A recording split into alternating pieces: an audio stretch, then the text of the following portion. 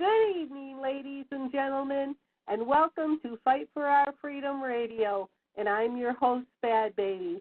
And I have with us tonight Robert H. Evans and Tony. But Tony says that he's going to come out tonight with his real name, and his name is also Robert. I'm sorry, I've been under great attack all day, mainly because this is the 14th anniversary of my husband's death, and whenever that day comes around, they try to make me have a bad day, and I'm not having a fun day, so I was going to cancel the show, but then they win, so I just pulled my bootstraps up and decided to come out here, and I know that Robert will help me through this show tonight. And I love you guys, too. And we love you. Beautiful song. Yes. I lost my older sister last Friday night, so I know how you feel. I'm sorry. I'm sorry about that, how much Robert. time goes by, you always have that emptiness in your heart. And, and my heart goes out to you, honey. You know, it doesn't matter whether it's a husband or a sister or a brother or whatever, So I feel your pain, Robert. Well, a lot of our listeners, your listeners there, people on Facebook, they're seeing a lot of the stuff that's being unmasked in our skies because the powers that be, they cannot keep hiding this stuff for as long as they're going to try to. On my Facebook page, Robert H. Evans Jr., you'll see our sun, and you'll see what looks like another sun off to the right. Over in the Middle East, they're not allowing the chemtrails to be as heavy as they are over here. So the problem is the planet Nibiru, which has gone by so many damn names over the centuries. Wormwood, the Destroyer, the Red Kachina to the Hopi people, Planet X. It goes through our system clockwise from right to left. And it makes a big circle at about a 35 to 40 degree angle above the ecliptic in our solar system. While the Earth and 7 other planets, we go counterclockwise. So we go from right to left. We're swinging around. And we're swinging around right towards Nibiru. And it's 13 satellites. Now, my friends from the Middle East, they keep sending these photographs I see on their web pages. And here's our sun. Here's what looks like a second sun. But some of the times, they're showing this gigantic, huge glow on the horizon, which is not our sun. See, what what the powers that be don't want anyone to know about is that we have at least 2 dwarf stars. One is the brown dwarf called Nemesis. Now, NASA and the people on the news media are playing games with this. Wow, we have a new star and it has 7 planets. They've known about Nemesis for a very long time. And they know it has 6 planets and 1 dwarf planet. And we call the dwarf planet Sedna. Now, anyone who's been watching YouTube, every once in a while, someone looking at one of the cameras from Soho, stereo ahead, stereo behind, whatever, you'll see a solar flare come out from the sun, and you'll look at this big, dark thing that the solar flare goes all around. That's called a black dwarf. So we have a black dwarf star, or a cold dwarf. So it goes by both names. And that's that thing that's really close to our sun, that when a solar flare goes over, you can see this huge round thing, almost like a planet that has its shields up or its cloaking device turned on. Now, they just recently saw it again. But we also have this big thing, and I have photographs for it, and I'm sorry I didn't send you any tonight. My wife had to work 2 jobs, and I had to cut short my stuff earlier. We have this other big thing which has been caught several times since 1998. It's a huge object.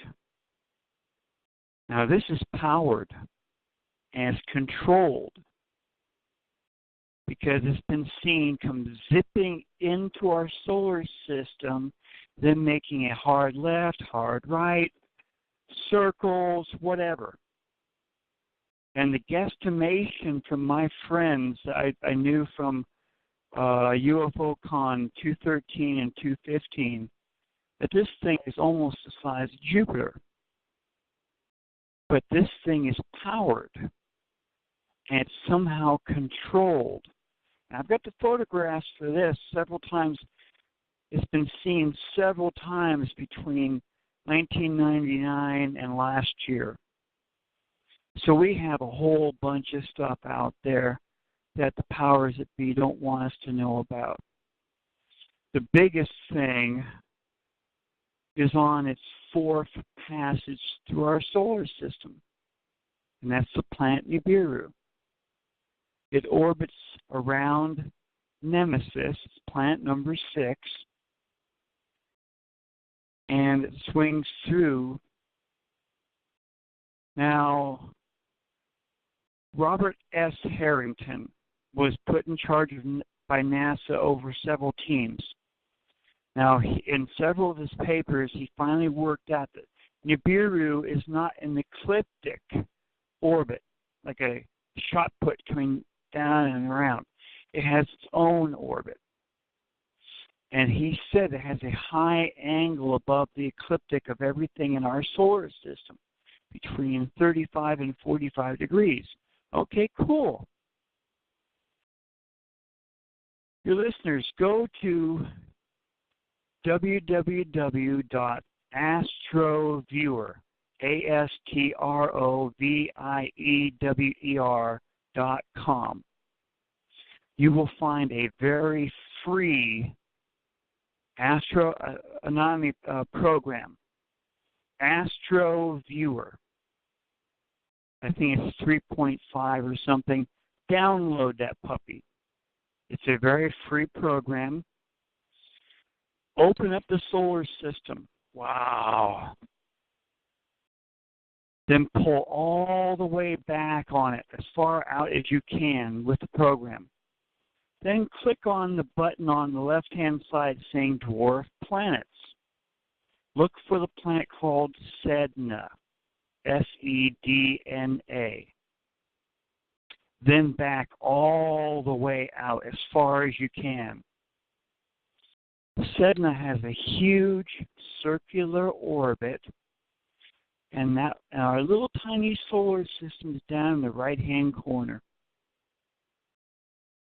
And you look at it from all the angles that are allowed to be looked at, and you see that Sedna has an ecliptic, high ecliptic orbit, 35 to 45 degrees. And almost every planet in our solar system has dipped down towards Sedna's orbit. Pluto is the only dwarf planet in our solar system which orbits clockwise, just like Nibiru and the other 5 planets in the Nemesis system. But don't forget Venus, Bob. That also orbits clockwise. Okay, I didn't look at that too much. I was mostly paying attention to Pluto. But you're right. But Venus is included in that. That orbits clockwise, and I believe that was one of the captured moons of the binary system when it came in on its last, interaction with our solar system. That's my belief, though. Could be wrong, but it kind of seems that way. Okay. But, you look at this huge orbit of Sedna, and you see our tiny solar system inside there. And you look towards the center of Sedna's orbit, and there's nothing there. Absolutely nothing for that thing to have a huge circular orbit around. Yeah. The brown dwarf star we call Nemesis is right in the center of that circuit, but no one is showing it. Somehow NASA imaged Nemesis back in 2007, 2008. I have the photograph showing the brown dwarf and its planets. And that was just as Nibiru was swinging in towards our system. And that's why it only shows 5 planets around the brown dwarf. Our government knows about this. The movie 2012 leaked way too much information. I was told they paid the price for it. The Chinese Emperor Yahoo, Y-H-O-U, first saw it 2900 BC. And it said they saw it coming in out of the constellation of Yin. Yin, Yang. It caused the oceans to top the high mountains of China, causing a pole shift. Bob, that was in the movie. Bob, that was in the movie. Web page again. We've got a person in the chat that wants your web program. Okay, on Facebook, you can find me at Robert H. Evans Jr., and I try to go through there on a daily basis, collecting all the new friend requests. My Facebook. On Facebook, you've got some excellent pictures up there too. Oh yes. My web page is called StarshipsAroundTheSun.com. Now in there you'll see at least 20 photographs of these huge things coming into our solar system. The ancient Zoroastrian religion in what's now Iran carved humongous, wide, about 20-foot wide carvings of what looks like open bird's wings with an Anunnaki standing right in the middle. But when you try looking for the bird's legs, there ain't no bird's legs. You have 2 metal rods coming down where the bird's legs would be and round balls. A flying craft with an Anunnaki figure standing right in front of it. See, Zacharias Sitchin said from 14 tablets, the ancient Sumerian tablets, that the Anunnaki came here something like 450,000 years ago, looking for gold and other rare minerals that they had used up on their planet, Nibiru. And it gets a lot of people irritated and angry because some people have one God, some people have another God, some people, they only believe what their religions have told them. And that's cool. I'm not going to argue with anyone about their religions. It makes it extremely difficult to be a researcher, though, because you're stepping on all these lines, and you're trying to make it really clear. But God is mentioned on the second time Nibiru came through. Noah's flood. Sorry, Zayasudra's flood. Noah is only mentioned in the Holy Bible. Zayasudra is mentioned in the same tale going back 4,000 years before the Bible was even written.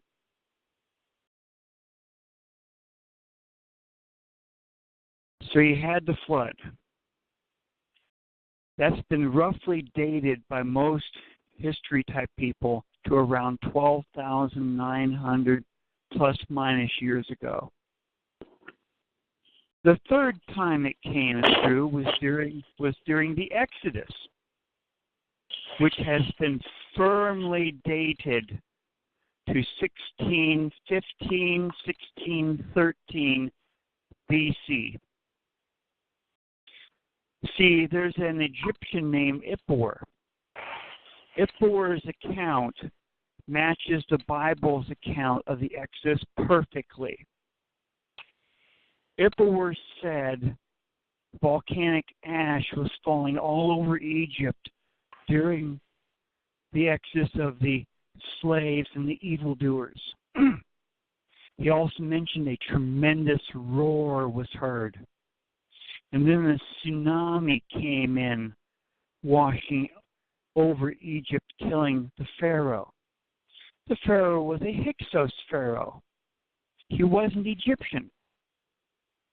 The Hyksos were in Egypt from the 12th Egyptian dynasty, and I have pictures of them from an ancient 12th Egyptian dynasty tomb.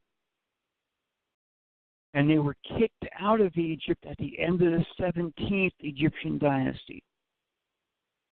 And they were forced out of Egypt. The two brothers which led the Egyptian forces from way down in southern Egypt, one brother was named Chamos, the other brother was named Achmos. Chamos was killed. Achmos became Pharaoh, starting the 18th Egyptian dynasty. Achmos, roughly in Hebrew, means brother of Moses. So the priest prince from the inner courtyard of Pharaoh was Moses, and Achmos was his brother. So I just touched base with all your Christian listeners. God is mentioned during the third time it was here. You see, the ancient Greek island of Thera exploded, was erupting during the exodus of the slaves and evildoers. That island has been firmly dated now to 1615, 1613. One TV show, Expedition Unknown, he went there and met with a scientist, and they actually sent a robot down to the very bottom of the caldera on Thera, and they found some nice volcanic stuff down there, and they were able to date the volcanic stuff to about 1615. Other researchers have found an olive tree at the base of the volcanic ash there on Santorini. See, they changed the name from Thera to Santorini. You have this huge hole in the ocean with a little bit of the island still around it. And the olive tree carbon dated to 1613 BC. That was the explosion that Ippor heard. And the tidal wave washed right over the island of Crete and went straight over to Egypt. That's also mentioned in another piece of ancient history called the Tempest Stella of Achmos I.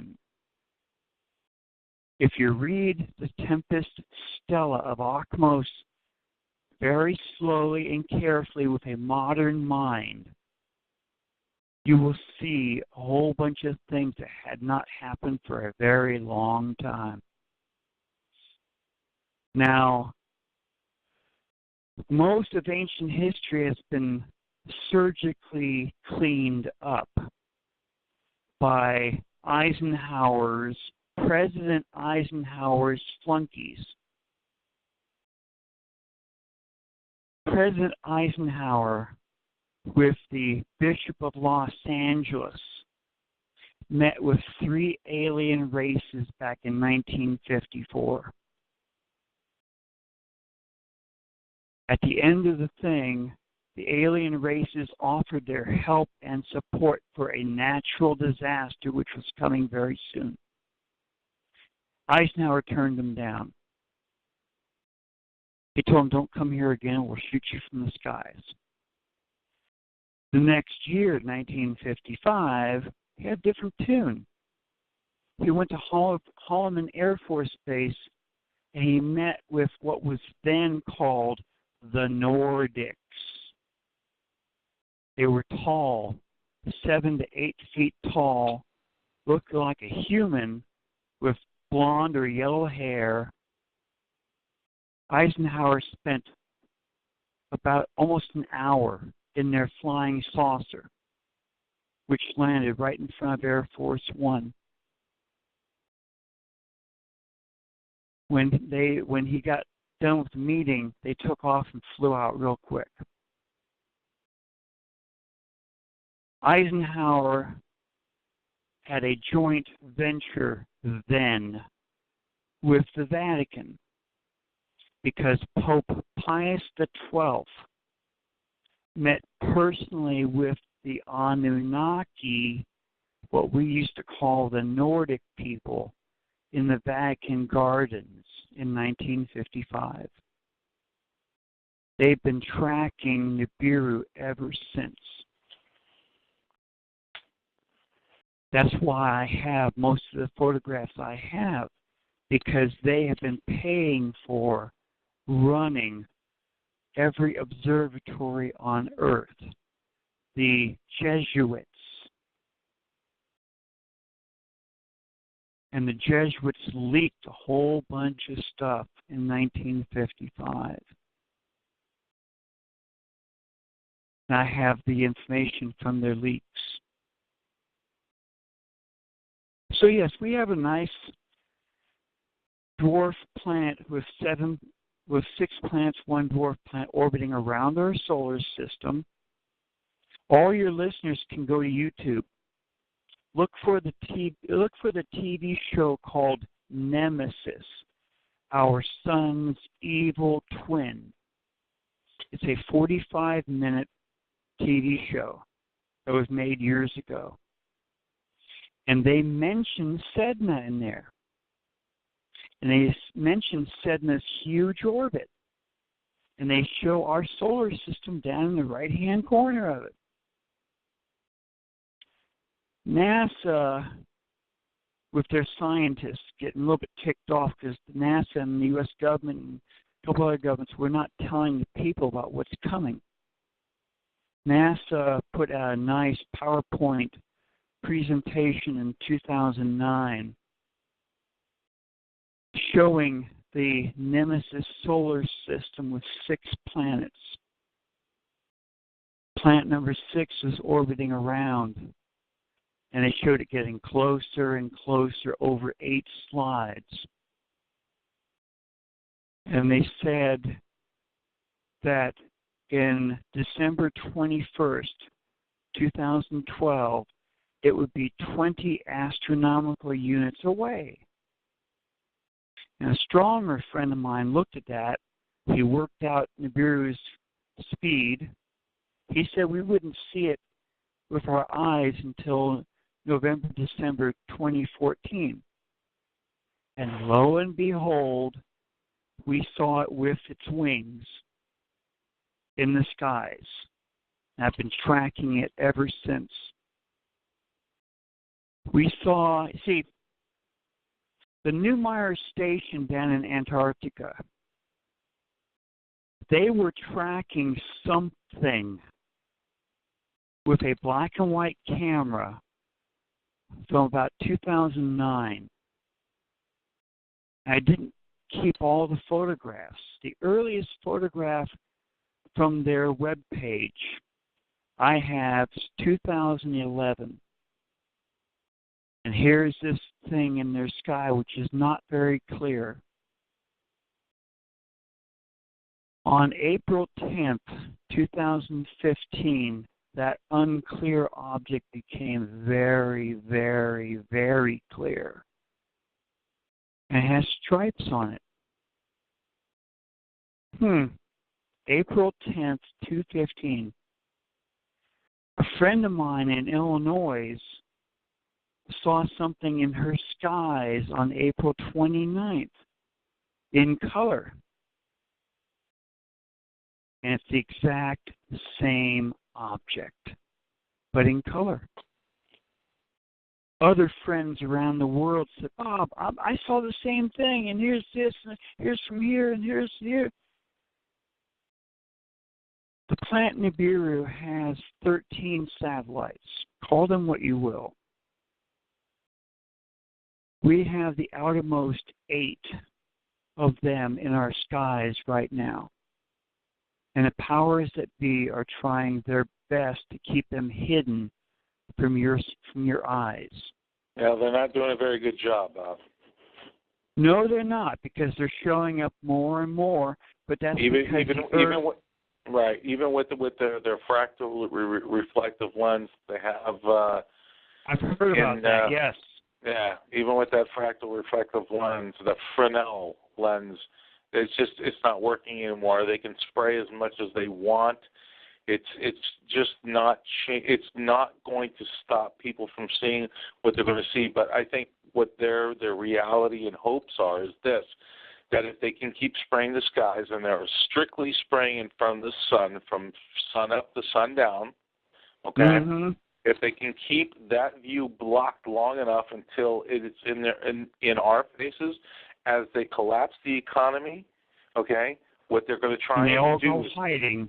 Right, they're going to try and keep everybody in place if the economy implodes, and the binary trinary, and I believe it is a trinary system at this point, Bob, because I've seen just as much evidence as you have in regards to that, and I think they're going to try and hold it off as best as they can with all the very low technology, in my opinion, okay, because they're just spraying tons of aluminum with sulfur dioxide, barium, and a few other mixtures to reflect the sunlight back into space, and this is why we're seeing all the cold and cooling that's happening. Right. Just long enough, okay, till it comes to the ecliptic where it's far out in front, out from the sun. We see it, and that'll give us about 90 days, 120 days, somewhere at that point, and all these sycophants, psychopaths, will all go into their little bunkers. But the best part of this scenario, Bob, in my opinion, is that they're going to bury themselves in their own tombs. Well, John Moore has really said very clearly that when we see Nibiru, wormwood, in our skies, there probably will be about 3 months, if not less. Like I said, 90 to 120 days. Right, exactly. Right.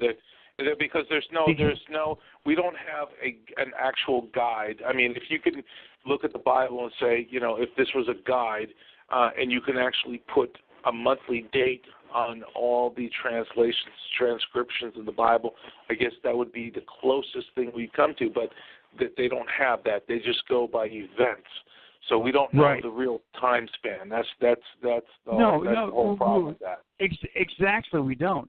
But we do have some idea of what will happen when you look at what Edgar Cayce said before he died. Oh, yeah. That there would be a massive pole shift. He was the first person to use that term, pole shift. That's right. Now, he made all these maps up of the United States, and the movie 2012 used them very well.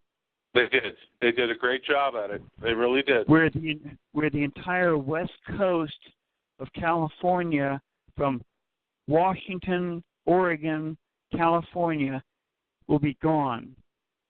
Huge islands from Lake Tahoe, Yosemite, all the way up to Canada.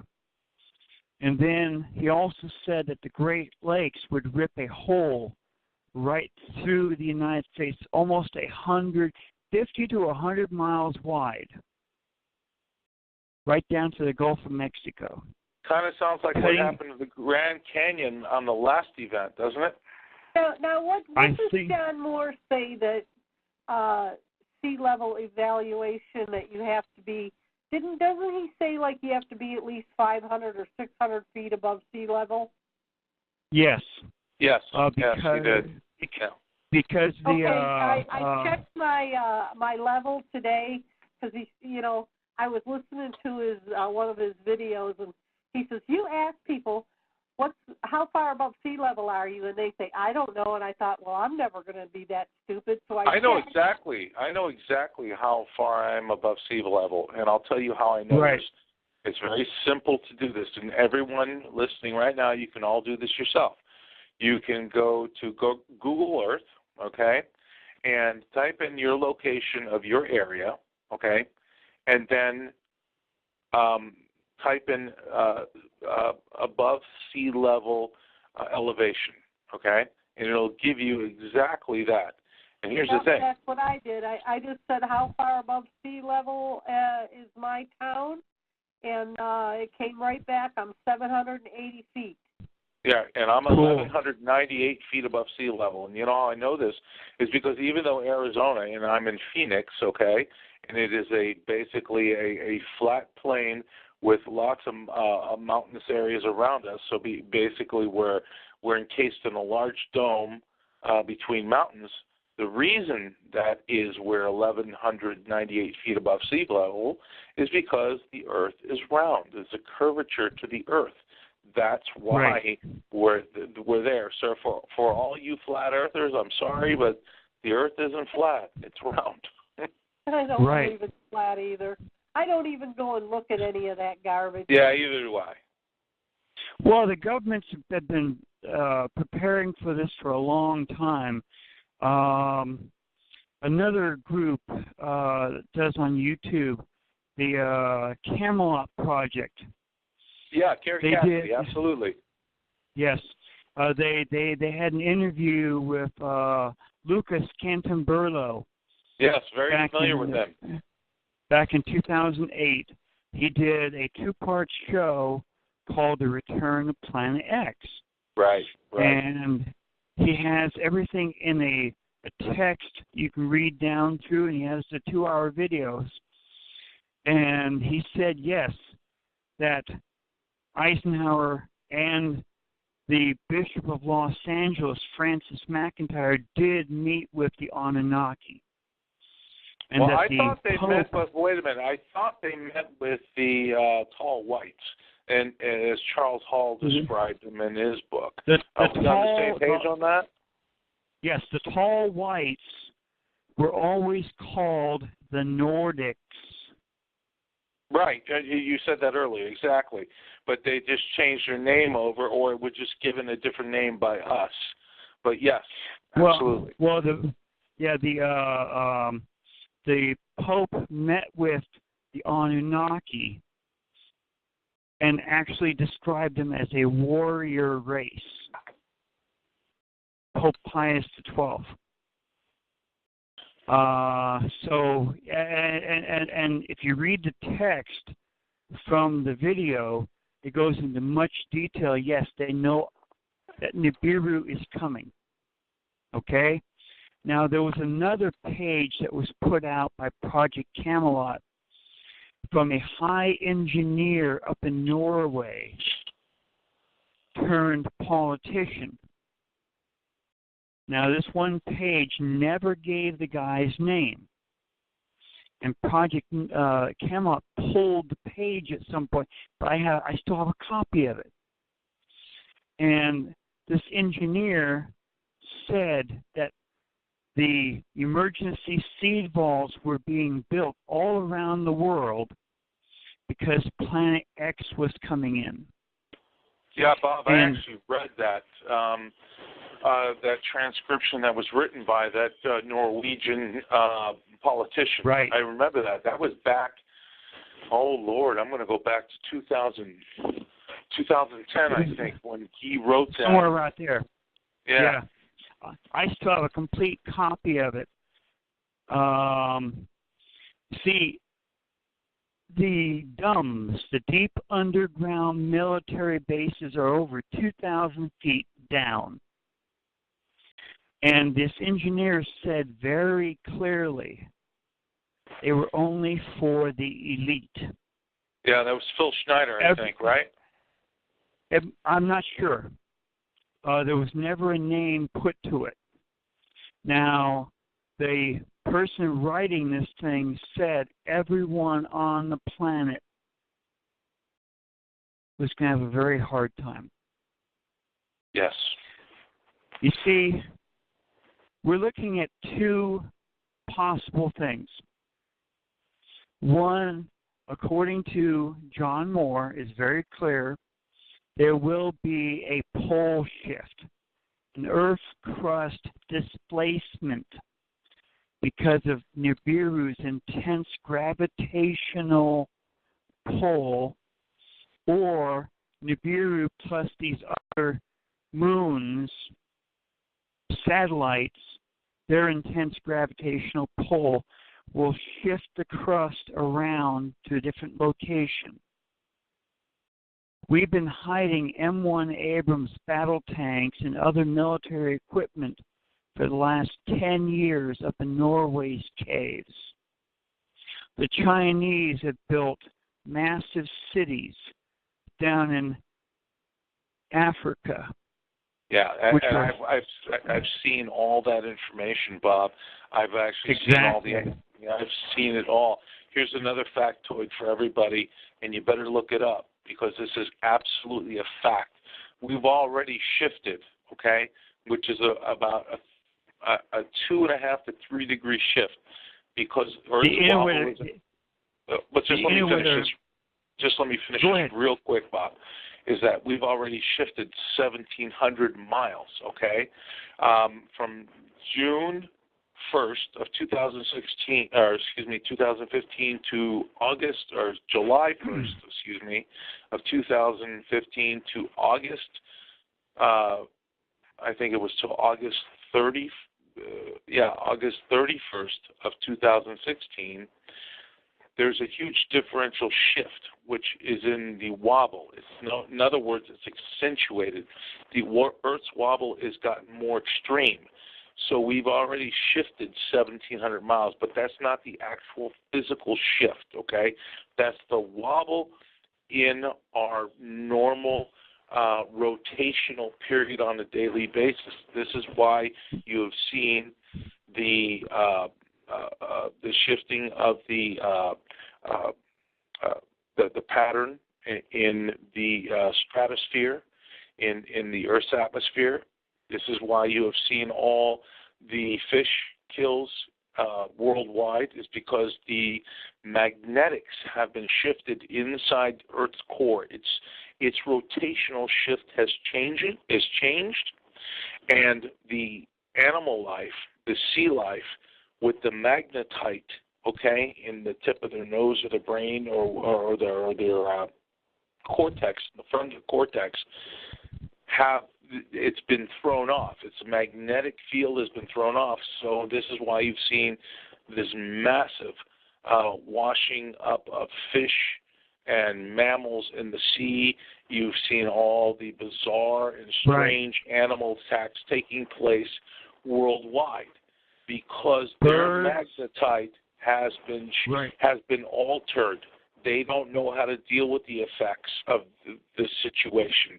So this is just the beginning part of the shift that you were just talking about, Bob. I didn't mean to interrupt you, because I know you were kind of on a roll. But we're seeing the initial effects, and coming within a theater near you, 6 to 8 months or 9 months from now, we're going to see the after effect of all of this. Well, John Moore says he says it's going to happen like several shifts. Yes. I'm not sure about that. Okay. See, years ago, National Geographic put out this nice little video about pole shifts. I remember that, by the way. You know, they said this thing happens over thousands and thousands of years. Yeah. And then near the Bob, end I got a of the piece show, of land I want to sell you. Bob, I got a piece of land I want to sell you in San Francisco, by the way. Now, near the end of the show, they go down to the Andes, down in South America, where this other scientist is watching the glacier recede, and he's picking up the green plants, the green-rooted plants, which were starting to show up underneath the glacier. That's right. And do you know what movie they also portrayed that in? Because they've been leaking it out. Remember Arrival with Charlie Sheen? Remember that, with the scientist who was up in, I think, the North Pole saying, oh, look, how is this possible? There's these plants growing in the North Pole. This is not possible. And they dated these plants back 5,200 something years ago, and that would take you right back to the end of the last Mayan calendar. Absolutely. You nailed it, brother. You freaking nailed it. Man, you're spot on. You are spot on with your research. I've said it. I said, Bob Evans, this guy knows what he's talking about. And man, you just bring it forward every time, and people better be paying attention, because here's the reality of this. What I am saying, what Bob is saying, what everybody else has been saying is the truth. And if you're not ready, you're gonna be a victim of something that we've been talking about for what, Bob? I don't know. I started talking about this in 2010. So where are we now? How many years is that? 17 years? Yeah. Or 7 years? Excuse me. Okay, Pope John Paul II. Pope John Paul II. He went to a little German town, which I can't pronounce. I'm not even going to try to insult those people. He met with a good handful of German Catholics, including 2 reporters. He kept talking, and they wanted to know about the third secret of Fatima. Oh, here we go. This is the goodies right here. He finally gave up, and he said that all the popes before him would not release the true thing. They didn't want the communists, North Korea, other ones, to start grabbing land, doing all kinds of nasty things. But what if it was in writing that the world's oceans would flood almost every continent, killing millions within minutes? Why talk about it? It wouldn't do anybody any good except keep the people in power who are in power in the position of power, so we all die in place and they can continue their power structure after the events have taken place, in a nutshell. Okay, now we go to the Hopi people and their prophecies. The end of the Hopi third world ended by water. And also there was a reversing of the Earth's rotation. Joshua's long day, I think. I think it was in the Bible, wasn't it, Robert? I think so. So they said the Earth's rotation was reversed. There was a massive flood. Zayasudra's flood, Noah's flood. And then they said all these prophecies would happen until the end of the fourth Hopi world. We're in the fourth one. And every prophecy has come true. Absolutely. The last one, well, one of the best ones was that the oceans would turn black. 2010, the BP Horizon oil slick down the Gulf of Mexico. Now, my wife actually worked with Marshall Masters. And Marshall Masters said right then, there goes the Gulf Stream. Yep. And the Gulf Stream has stopped. And John Moore actually said that when I was really being awakened and listening and following to the information, John Moore in 2010 said that he believed it either had stopped or had slowed down dramatically. And that was in 2010, Bob. And I've checked and I've read everything he put on his webpage, and you're correct. Now I've been getting to know an astronomer professor up in Canada, and he's been putting out all kinds of these beautiful videos showing the Gulf Stream going down below the equator. Oh, you're talking about Dr. Beckwith, right? Yes.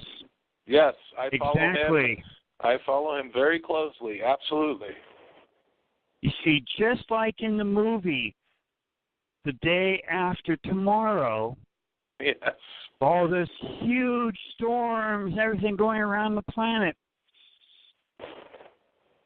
John Moore said it's almost exactly. Yeah. That's where the Earth's weather is really screwing up now.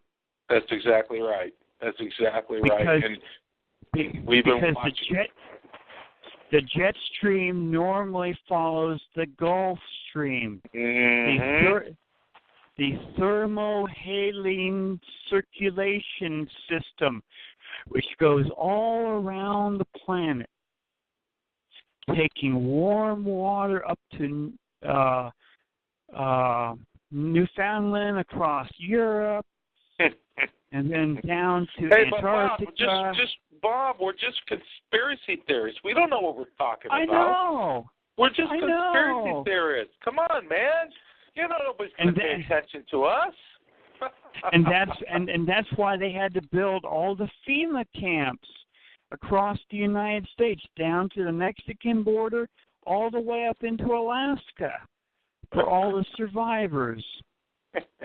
Because they're going to need, unlike the German concentration camps, who just wanted to kill everyone, they want the survivors to be alive so they can help rebuild everything. And, oh man, you're so spot on it. Man, you're so spot on. You're just oh man, you're right. You're a man after my own heart, man. Oh, gosh, you're so spot on. There was this beautiful radio show back in 2012 from the Orion News Radio. It was from the Morning Dew Show, where they talked to a lady called Just Call Me Kit, and she was tracking all the government spending, and Hillary Clinton brought her into it because Hillary Clinton ordered this massive amount of well, let's now hold on. Let's refer to her by her real name, Hillary, with a K. Well, and she mentioned in this radio show, which I still have a copy of, because Orion Radio is off the air. They closed down a couple months ago. And how about how about all the other networks that closed down? I used to broadcast myself at the very beginning, before I even did my own show as a co-host, Oracle Broadcasting. Look at all the broadcasting networks that have been shut down. Well, I can't answer for that with any honesty, so I'm not even going to try to. This one lady, she said that all the museums were sending stuff that was being put underground in one of these vaults. And then she went on to say that, yes, we do have this one huge underground food place, which is for natural emergencies, but they were building 3 more of these humongous underground food storage places for frozen food, dry food, and for water type stuff. And she said they were starting out at like $73 billion each. And you know where that's being funded from, right? That's being funded from all the bastards who robbed us blind from the banking system, Wall Street, and all the governments who have robbed us blind. So they want to continue the game and let it roll on when this thing rolls through. And she started mentioning that these 3 additional food storage places were for the states. And A, B, and C had all these names where they would draw from that place. Now, the last time I knew, we have at least 49 states here in the United States, in North America. Right. And not all the states were mentioned. Okay? Because John Moore had also seen those maps that Edgar Casey had made. And John Moore said he saw it in a committee room where all these admirals and generals were going. And he was able to redraw it, I believe he had a comparison map from what the U.S. Marine Corps, submarine Corps guys, who were retiring, that they were given this information and compared it to the Edgar Casey map, and it matched pretty much precisely, if I remember that correctly. And all those submarine people were told to buy land up in the Adirondacks. Right, the Appalachians, exactly. Appalachians. The mountain range back there, about 400 feet, 500 feet above everything. And that's where, and John Moore looked into some of his other friends and all these people from insurance company and retired, retired police officers. Yeah, retired police officers, military. They were all and that's when the insurance guy. That's when one of the insurance guys with that John seminar, he says, "John, we've been wondering for years, why all these retired these submarine guys are buying property in the Appalachians." And then after they went to his seminar, they said, "Oh, now we understand." Exactly. And all these places were being relocated up in Nebraska, North Dakota, South Dakota. And, it's the largest emergency seed vault is here in the United States in the Denver area. I know. Because the deep underground military base that's under the Denver airport is fully activated now. In what's called Iron Mountain over there in Colorado, they built 3 15-story buildings underneath the mountain, going down almost 2,000 feet, and they're fully activated now. They know what's coming up. Of course they do. Each country has their own deep underground military vault for their elite. Okay? No ifs, ands, or buts.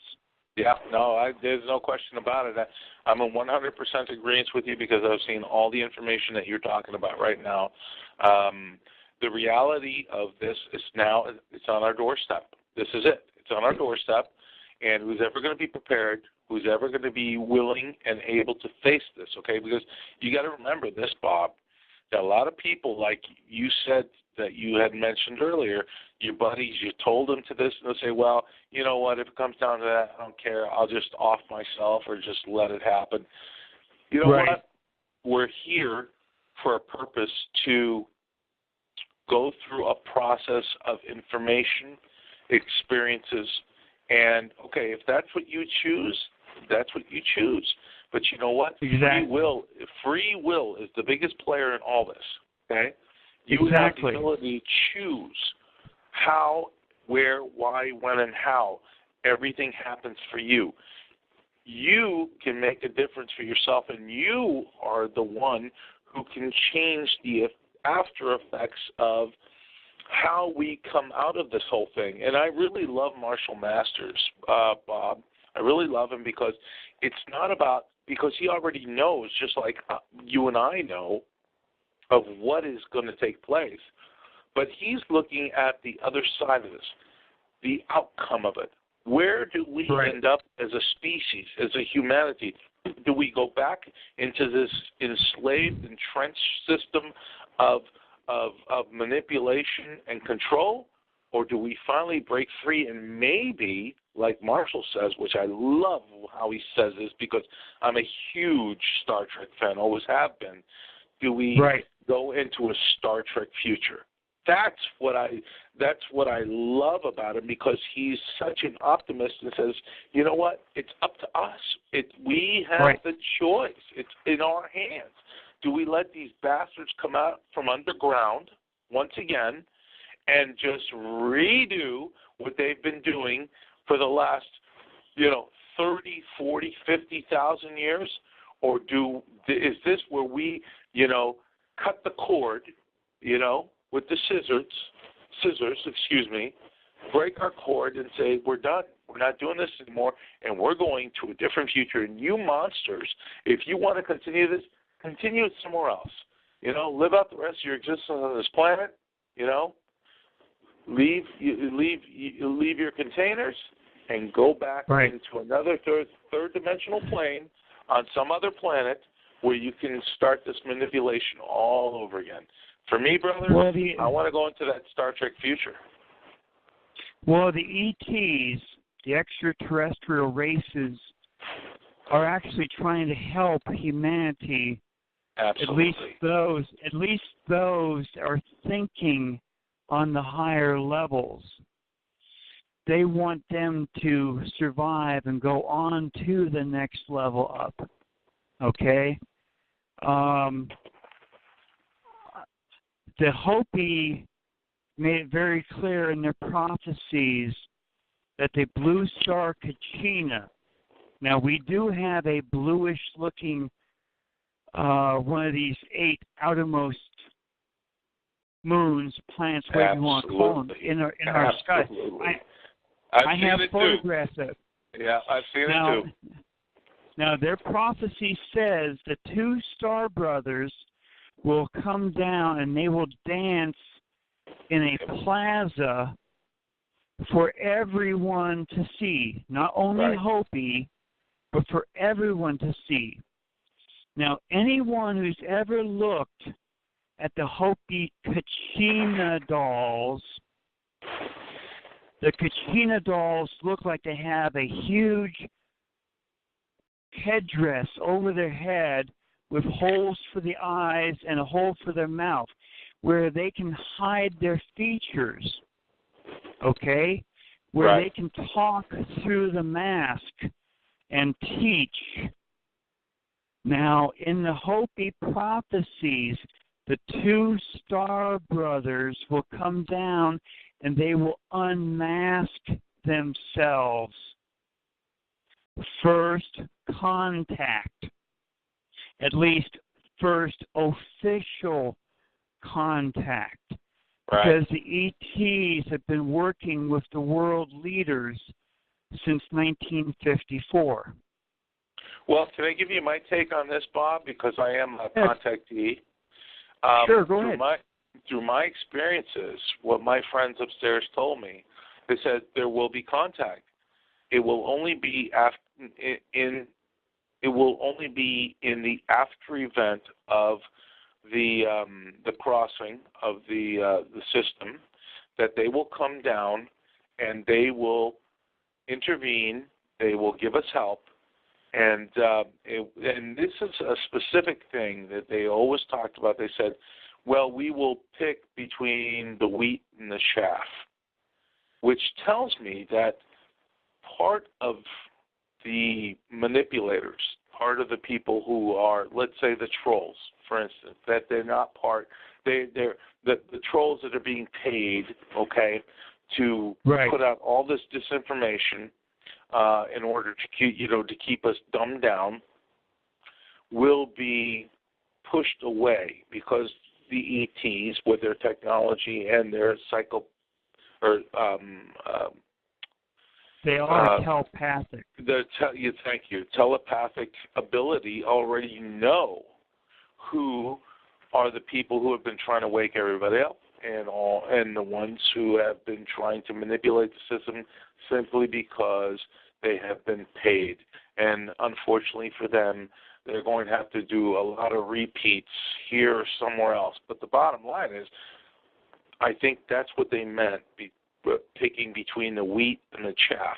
So they're going to be helping a lot of people in a lot of communities to rebuild, regain with a lot of new technology that they're going to offer us. And I'm not talking about the technology from the breakaway civilization, okay, which, they downed the crafts of, the little gray automatons, which were basically manipulated in that, and those crafts were basically back-engineered. But I'm talking about their technology, and there are many, many species here right now, different ET species who are waiting, looking down, and they're not all benevolent, by the way, Bob. I don't know where you stand on this, but they're not all benevolent. Some are here just to observe, some are here to help, and some just don't give a damn.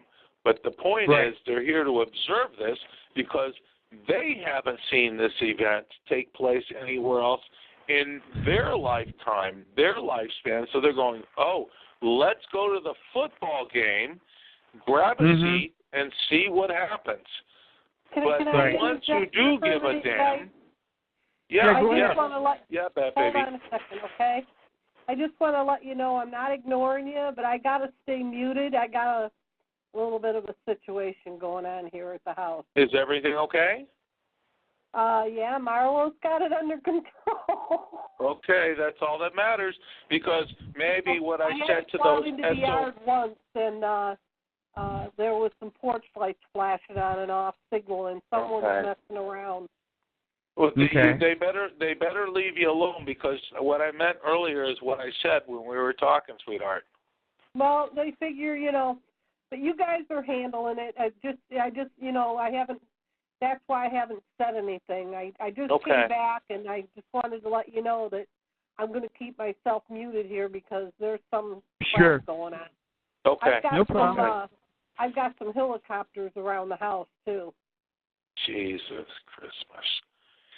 Well, all right. It's under control. I might just go out there and moon them. Sure. But just finishing up, Bob. Just finishing up, and then you take it over from here. The point what I was making, the wheat from the chaff, is because we do have those ones that are on our side, and I'm thankful that I had experiences with these wonderful benevolent entities, and that's exactly what they told me. They said, look, this is going to happen. It's not – look, and I've told people this over and over. It is not the end of humanity, and it is not the end of the planet. But what it is a massive change, and it's happening. It's happening right now, and when the final event takes place, yes, there's going to be a whole lot of less people left on the planet. That's a fact, okay?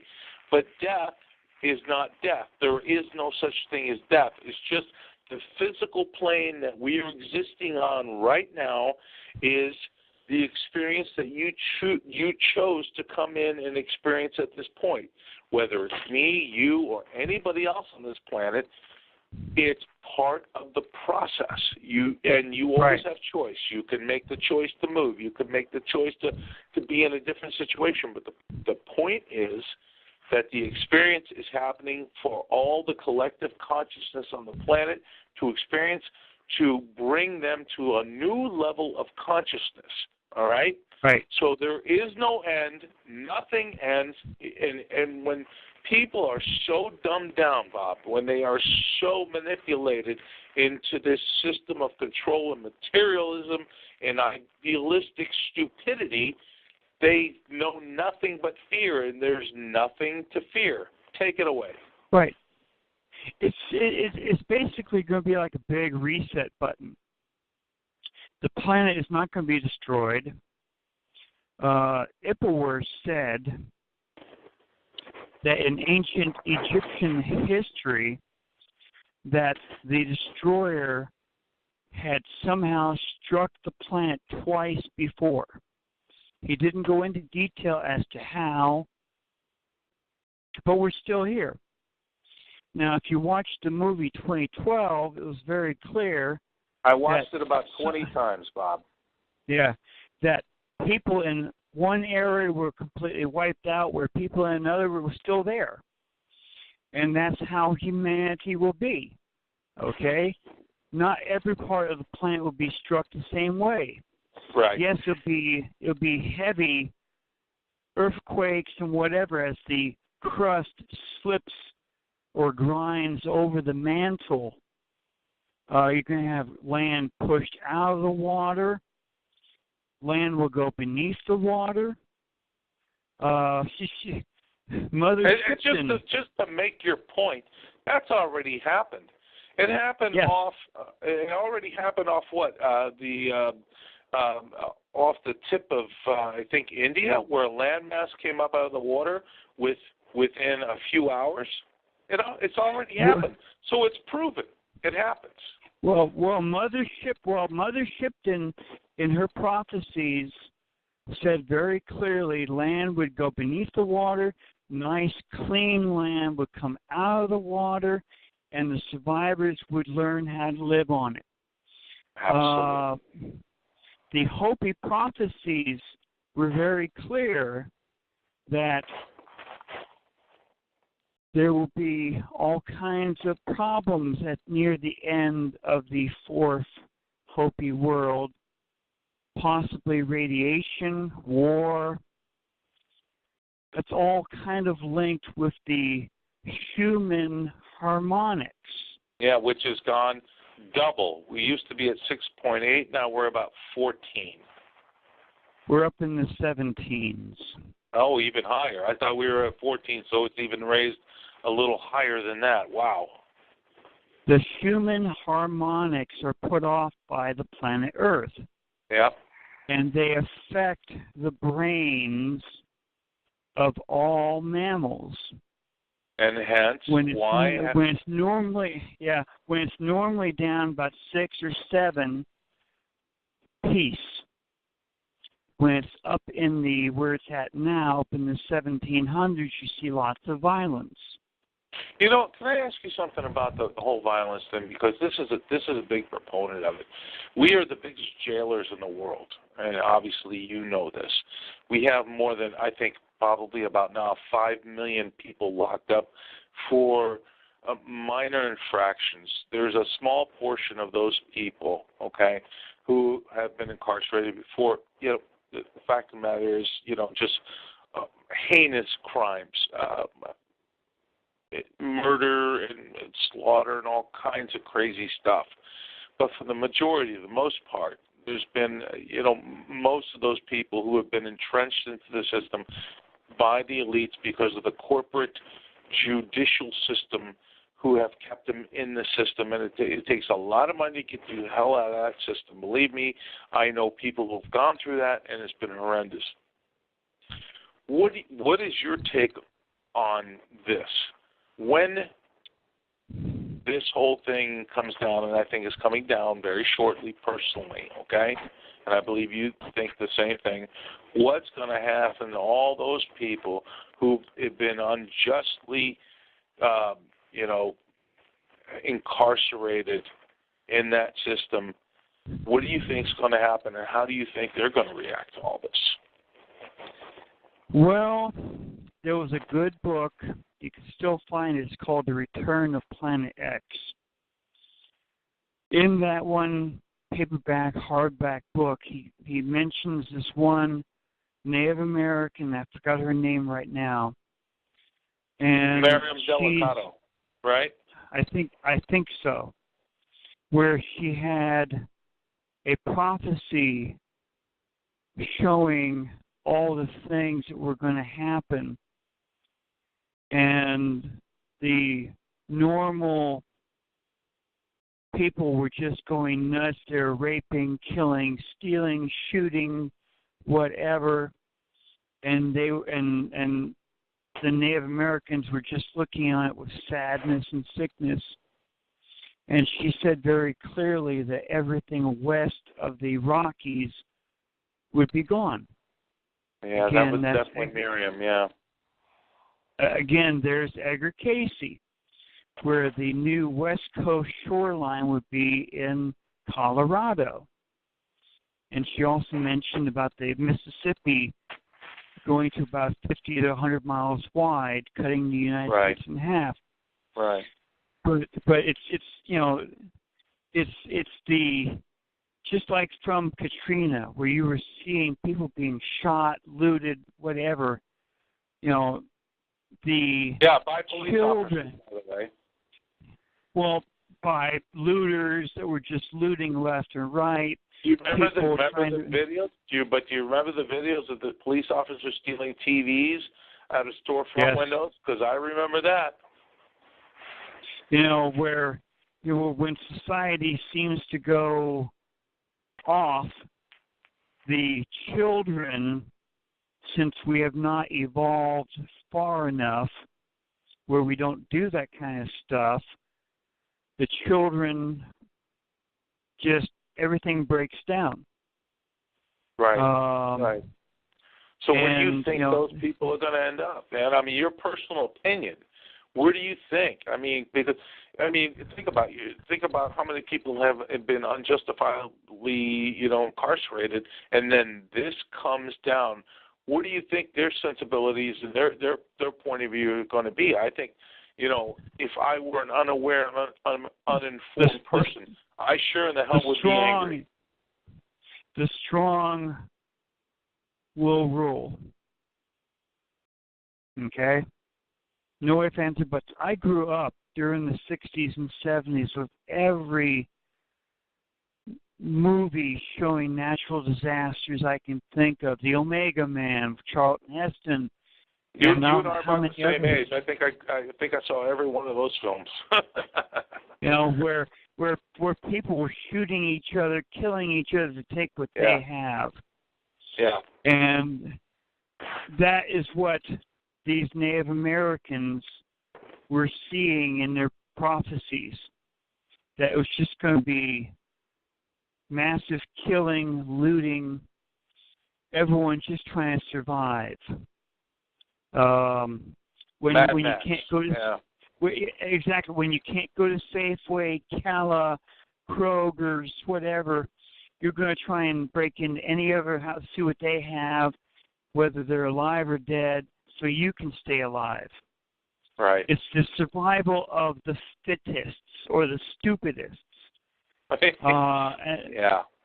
And then at some point, the surviving elite military forces will crawl back up, and then by force they'll try to put into effect some type of government again.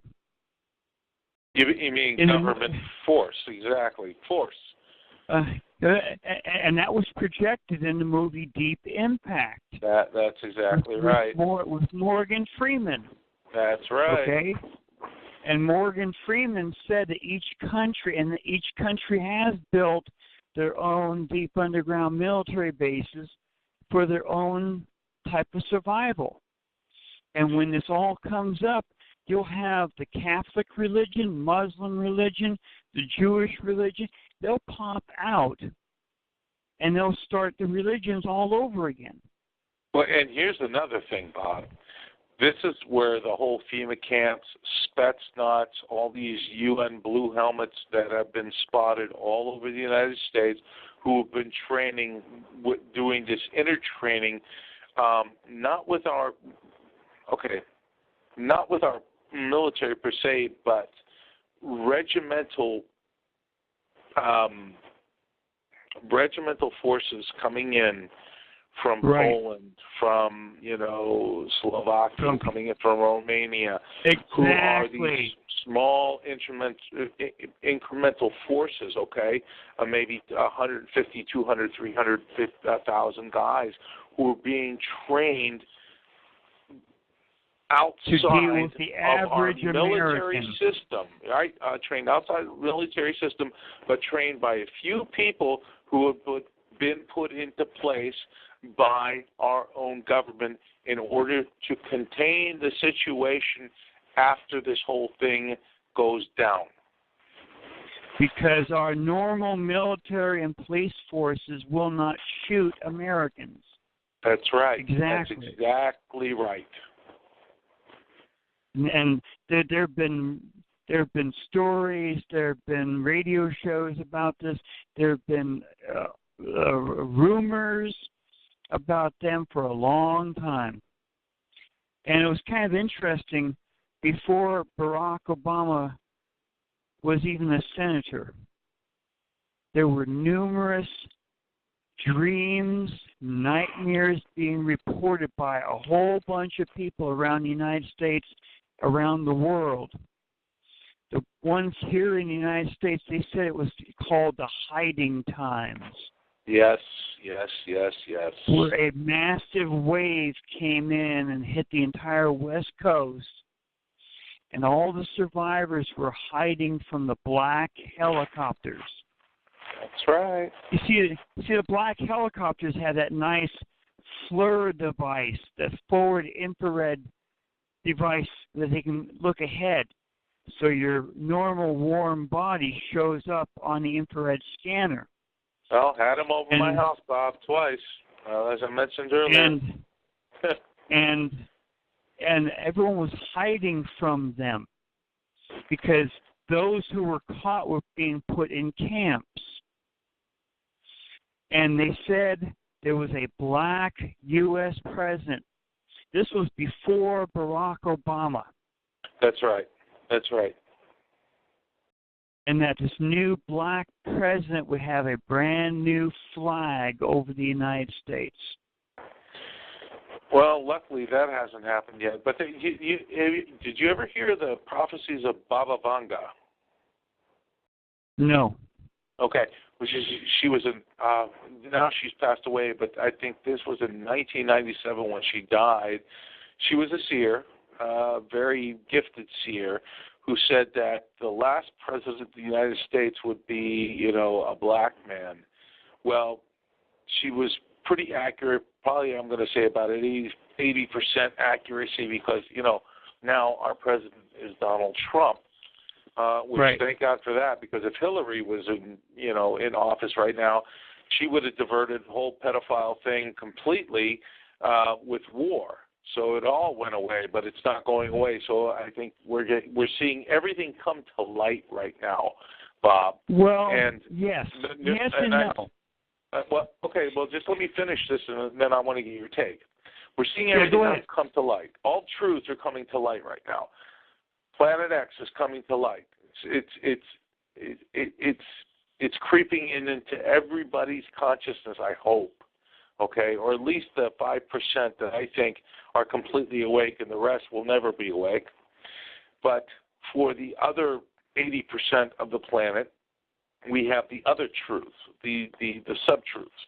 We have the economy. We have the economy, which is failing. Everything's failing. We have the pedophile anomaly, which is all coming to light. We have the housing bubble, which now is becoming aware. The college bubble. Everybody's becoming aware. The car bubble, which is all becoming aware. Excuse me, and the credit card bubble. So you have all these bubbles, and people are starting to see it from all angles. You've got major Okay, you have major retail stores closing down nationwide. Right. Okay, you have people not spending the cash. And especially here in Arizona, Bob, I believe you live in California, so I don't know if you see it as much as we do. But now you see all the homeless. They're everywhere. They're on almost every street corner, and it's becoming more and more in everybody's face. So here's all these realities being spilled forward. It's like this slow-motion train wreck that's hitting this wall, and it's all crunching together, and it's happening. But the big picture, the biggest picture, is what we're talking about. Okay, right. That's the one. That's the one that hits the wall and crushes everything else. So, because we're seeing all these truths come to light, we're seeing all these realities happening that nobody was aware of. All these untruths are now being they're being truth forwarded. And now the biggest truth of all is happening.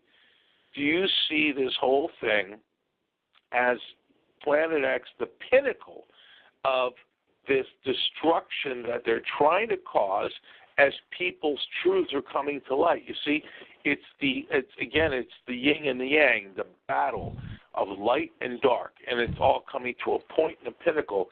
And the great equalizer is right upon us and saying, look, whether you get it or not, you're going through this. Exactly.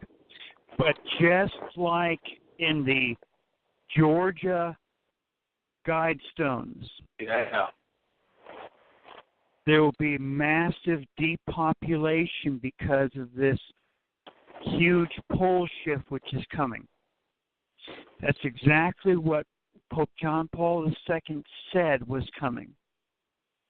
What if it was in writing that the oceans would flood almost every continent, killing millions within minutes? Well, everybody lives on a coastline. It's not probability. Exactly. It's fact. And that's why the Georgia Guidestones were built. Right. They were built, and there's a basic 10 commandments on these Georgia Guidestones. And the most important one says, never let the population go above 500 million again. And they never they never say how we get there, do they? They just say don't let the population get past 500 million again. You know, right. I wonder if this is just a repeat scenario, and these bastards, because they've been in control for so long, okay? They've been in control for so long, knew to put that up a long time ago. I think that was put up in the 1970s or 1980s. I don't remember. 79. 79, so I was close. So they already knew this long ago. So does that mean that these repetitive, controlled, psychopathic bastards have some sort of information on how to get back to planet Earth and become rulers again, and they've left that out of the equation for us on the other side as well? What's your thought on that? Okay, the Anunnaki were here 450,000 years ago, and they're still here.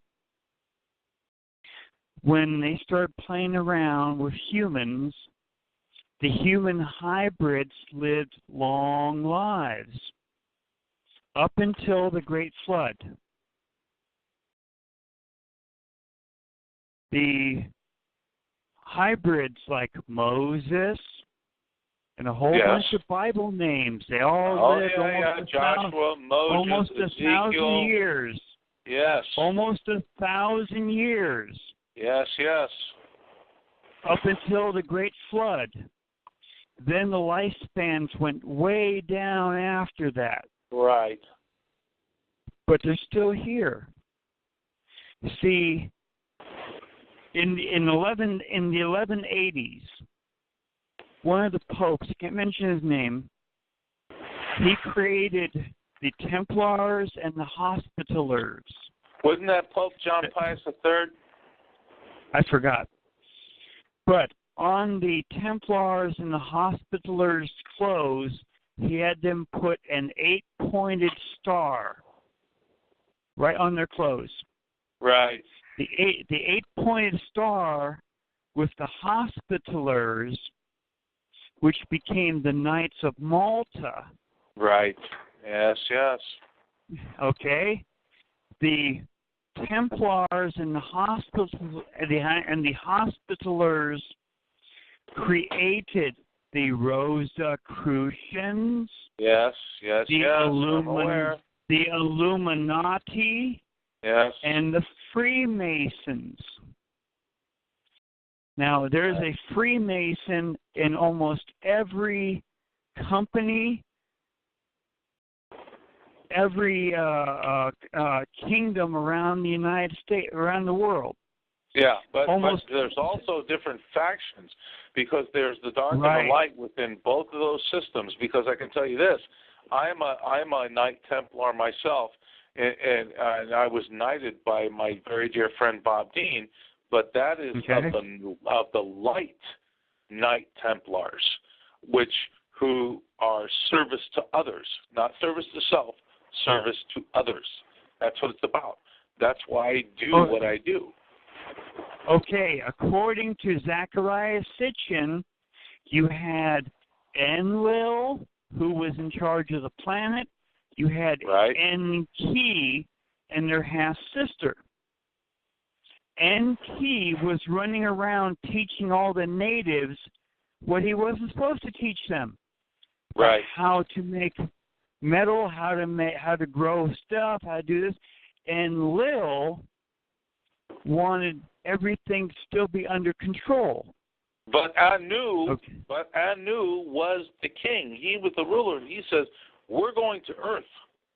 Okay? Right. But he left it up to his kids to how, just like a parent, like your parents or my parents, saying, you know what, I raised you to be a good person, but you have free will. But they've been fighting amongst themselves ever since.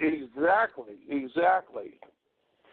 So there's that light and bad part. Now, Enki, he was responsible for starting the Zoroastrian religion. Absolutely. That's why I know that's him standing in front of this flying craft. Now, the Zoroastrian religion knows him under a different name, which was also known as the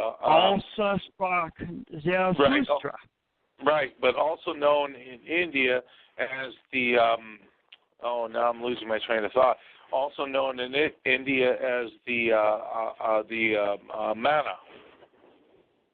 Okay, so these two forces, these two families, have been guiding humanity through the centuries.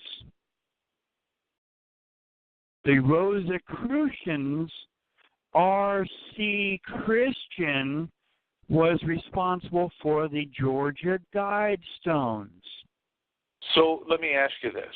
Who do you think R.C. Christian was? Was it just an anonymous Rosicrucian, or was it an anonymous Freemason? Rosicrucians. R.C. Christian. We have a question in the chat, sweetie. They want to know if Enki is the good one. Who? Yes. Enki. Yes. Yes. Enki's the better one for humanity, yes. Right. He wanted us to survive, so he gave us the information for us to build the ark with Noah, and Lil wanted us to all die because he thought we're abomination, because how unfortunate when a mad scientist wants to create a slave race and then says, well, we've used them, let's kill the abomination, basically. Enlil was not behind creating the worker race, which was the second race they created. Enki and his half-sister were the ones behind the black-haired race of humans, and then the white-skinned humans. Okay, the smart ones, both black hair and the white race. Now, in the Bible, as far as the ark is concerned, after the flood, Enlil and Enki and their half-sister came back down to the earth to see all the damage the flood had caused. They saw an ark on the other mountain, and they saw a fire where they had built an altar. And Enlil was so ticked off that the humans were still alive. Yep. Enki said, I could not let my son die. That's right. His son's name was Ziusudra. Right. That's why Ziusudra is mentioned in the Sumerian texts, and only the Holy Bible knows him as Noah. Let me ask you something, Bob. So the remains of this, well, we don't know because it's never been really released to us, but because I think it's true, do you believe that the remains of what looked like to be some sort of very large watercraft on the side of Mount Ararat was Noah's ark? Yes. I do too. I do too. They actually found it years ago, back in the 60s, where this one team went up. See, there's actually several mountains of Ararat. Yes. In the Lost Book of Enki, the ark was sitting on one of the mountains of Ararat. Yeah, sitting on one of the peaks, exactly. Yes. Now those one team back in the 60s, they went up there and they found it. It had come down the mountain, it split in half. Now there is another text which sounds like it just was pulled directly from the Lost Book of Enki, but it's in a different book, where the building of the ark took 7 days. And it has 3 decks, and there's a panel right through the ship making 6 decks, 3 on one side, 3 on the other, and then 1 deck above. And it says the king and his family went in, including Ziusudra, and each deck had certain animals, birds, and plant life. And each deck had these big water cisterns which were tarred inside and out. And how would they have the technology for tar, by the way, unless there was oil already on the surface of the planet? And if that wasn't possible... Over there in the Middle East, you do have tar coming up to the surface, and humans have used it for... Don't we even have that in California, the La Brea tar pits? Right. Yeah. Right. And that's fairly common over in the Middle East in certain areas. Now, hey, we got another question. Can I interrupt for a minute? Go ahead. Okay, go ahead. The question is, they want to know if you like Gerald Clark's research on Enki and the trough and the emerald tablet. I haven't read Gerald Clark's stuff. I couldn't tell you. Bob, what do you think? I've talked to Gerald Clark. I kind of have to agree. You know, there's a different. Everybody has a little bit of different take. Their personal, ideological timeline, but it all kind of seems to fall into place the same. It all kind of seems to fall in place at the same timeline of what we're talking about, how it happened, what humanity went through, and now what we're facing at this point again. So I'd have to say yes. Okay, I'm going to mute myself back. You guys got about a half an hour. Okay. Okay.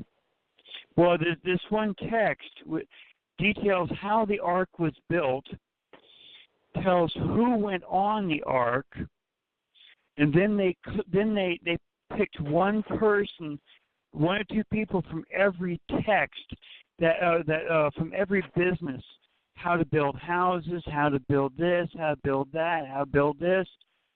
And it was very clear they had one person who knew how to build chariots.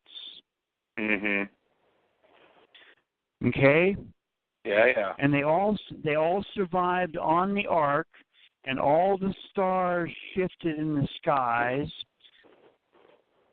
Pole shift.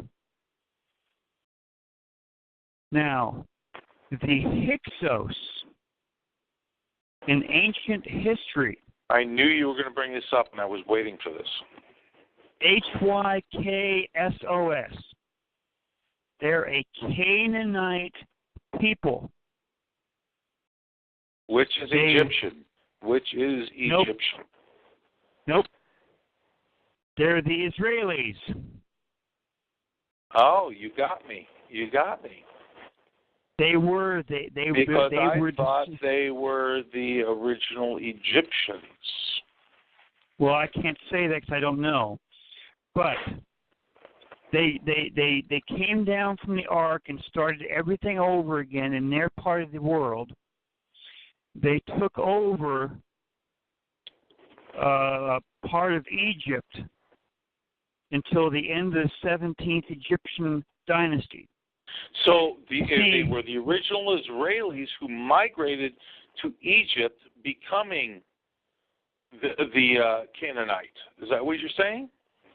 Well, they were the Canaanites first. Okay, they were Canaanite people, but they were being called the Hyksos. Got it. The Hyksos introduced chariots to the Egyptian people. The Egyptians did not know about chariots until the Hyksos came in. The Hyksos were kicked out of Egypt, and they were pushed up towards Jerusalem area by the Egyptian forces after this Exodus time by Akhmos. And Bob, I need to make one little correction. When I was talking about India and I said manna, that was the actual food. What I meant was the via manna, which were the actual ships that the Indians were looking at in the sky at that time. So I needed to make that just one little correction because I don't want to be ham blasted for right. that little bit of incorrect information I put out there. So pardon everybody for that. Yeah, the Vimanas, which were seen over parts of high India, which were also seen by Alexander the Great. That's right, and the manna was used by the Exodus and Noah not Noah, excuse me. The food that came from the sky. The food came from the sky. Thank you very much. Appreciate that. Right. Because I know I was going to get blasted for that, so I had to correct myself. Now, the Hopi people said that before the flood, during the third Hopi world, they used to go all around the world on flying shields. Right. So you got flying shields, Vimanas, all during the third Hopi world. So they were going all around the planet on these flying saucers. You know what, Bob? You and I probably incarnated so many times on this planet and gone through those experiences that we were probably on those flying shields, and we're just maybe having not a recollective memory of those times, but because we've gone through so many incarnations that is part of our understanding and higher enlightenment, and we had to just study the information, right? We had to study the information just to remind ourselves that, yes, this all makes sense to me. For everybody who's awake, I think it makes sense to everybody. All the information that you've been talking about, I've been talking about, and everybody's been talking about, right? Because it is a cognitive, it's a cognitive reintegration of information that we already lived through, that we're simply relearning, if that makes sense. Because when you go out of here, when you shoot out of this, container, you leave with the memories, you leave with everything, and most likely, I don't know for sure, Bob, I don't know this, but I'm just going to take a stab at it, that all our past lives, our memories, are stored in some sort of file system like the Akashic Records, which Edgar Casey talks about, that we can look up, that they're there. We can look them up and say, oh, yes, yes, yes. And then as you look them up, that higher consciousness memory comes through, and oh, yeah, I remember this and I remember that. And then when we say, okay, I've got to go on my next assignment, okay, and Source is saying it's time for your next assignment, and he doesn't say don't have to do it now. You can do it anytime you choose, because everything is choice. Says okay, but when you go back in, you get no memory, buddy. You get nothing. Okay, you get to start all over. I was listening. I was doing some research today, and I had my YouTube on auto, and it was just playing video after video, and I couldn't even tell you who this guy was, but he was talking about when you leave your body, and he was I don't agree with this, and I don't believe it, but I never heard such nonsense before in my life. But he said that if you get your head cut off, that you can't move on, that your soul searches for your head. That's the most ridiculous thing I've ever heard. I know. I was laughing. I was sending emails, and I'm going, who thought this crap up? And then this is the icing on the cake. That's why they got the guillotine, because they want everybody running around searching for their head. How did I know that was going to come up? How the hell did I know that was going to come up? Now, the interesting thing is what is possibly going to happen. The Hopi prophesied this also. So is it going to happen? The Hopi said the fourth world, which we're in right now, would end, and that the Earth's rotation will be reversed. So just like Bob, you mentioned the thing from the Bible where the one day stood still. It was probably during that one time. Yeah, Joshua's long day, Bob. Yeah. Right. It's going to happen again. Again, because Nibiru is coming close enough where its gravitational slows down the Earth's rotation, it's going to reverse. It's going to put the rotation back to where it was originally, going opposite to what we're doing right now. Well, hold on. Now, before you go any further, hold on that thought itself. Now, because most of the planets, except for Pluto and Venus, rotate in a clockwise position. All the other planets, including us, we rotate in a clockwise position. So would that entail, that means that when this binary system or trinary system, which I think it is right about this point from all the evidence I've been looking at, does that mean that now we rotate in a clockwise position? Does that mean that Pluto and Venus rotate in a counterclockwise position? And I'm just getting all this information right about now it's just penetrating my head here. Does that mean that that is part of the duality in everything that we exist in?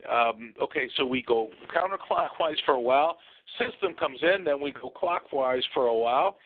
System comes back in, then we go counterclockwise again. And here's the thing: counterclockwise is going backwards, right, Bob? So think about how everything works on our planet. Everything's backwards, but for everybody who's awake, they're going, man, everything's backwards. This whole thing is screwed up. And when you become awake and that light bulb comes off, you're looking at, you're saying to yourself, I live in bizarro land, right? So then everything's going to go clockwise. We're the ones who are going to say, okay, everything's running right. Everything's finally back in a proper position. Everything's spinning correctly. Everybody's going to understand more of reality. There's going to be no more lies. Truth is the ultimate, the reality of existence. And well, it's a little bit heavier than that. Yeah. See, several other people have researched this, and they said, okay, if the Earth's rotation slows down, you'll have two big things happening. Well, let me ask you this. Hasn't that already happened? Because the sunrise came up 2 days earlier in Greenland than it would normally have happened? Way back through ancient history, back to the Greeks, and even further back, there were ancient tales that the sun rose in the west and set in the east.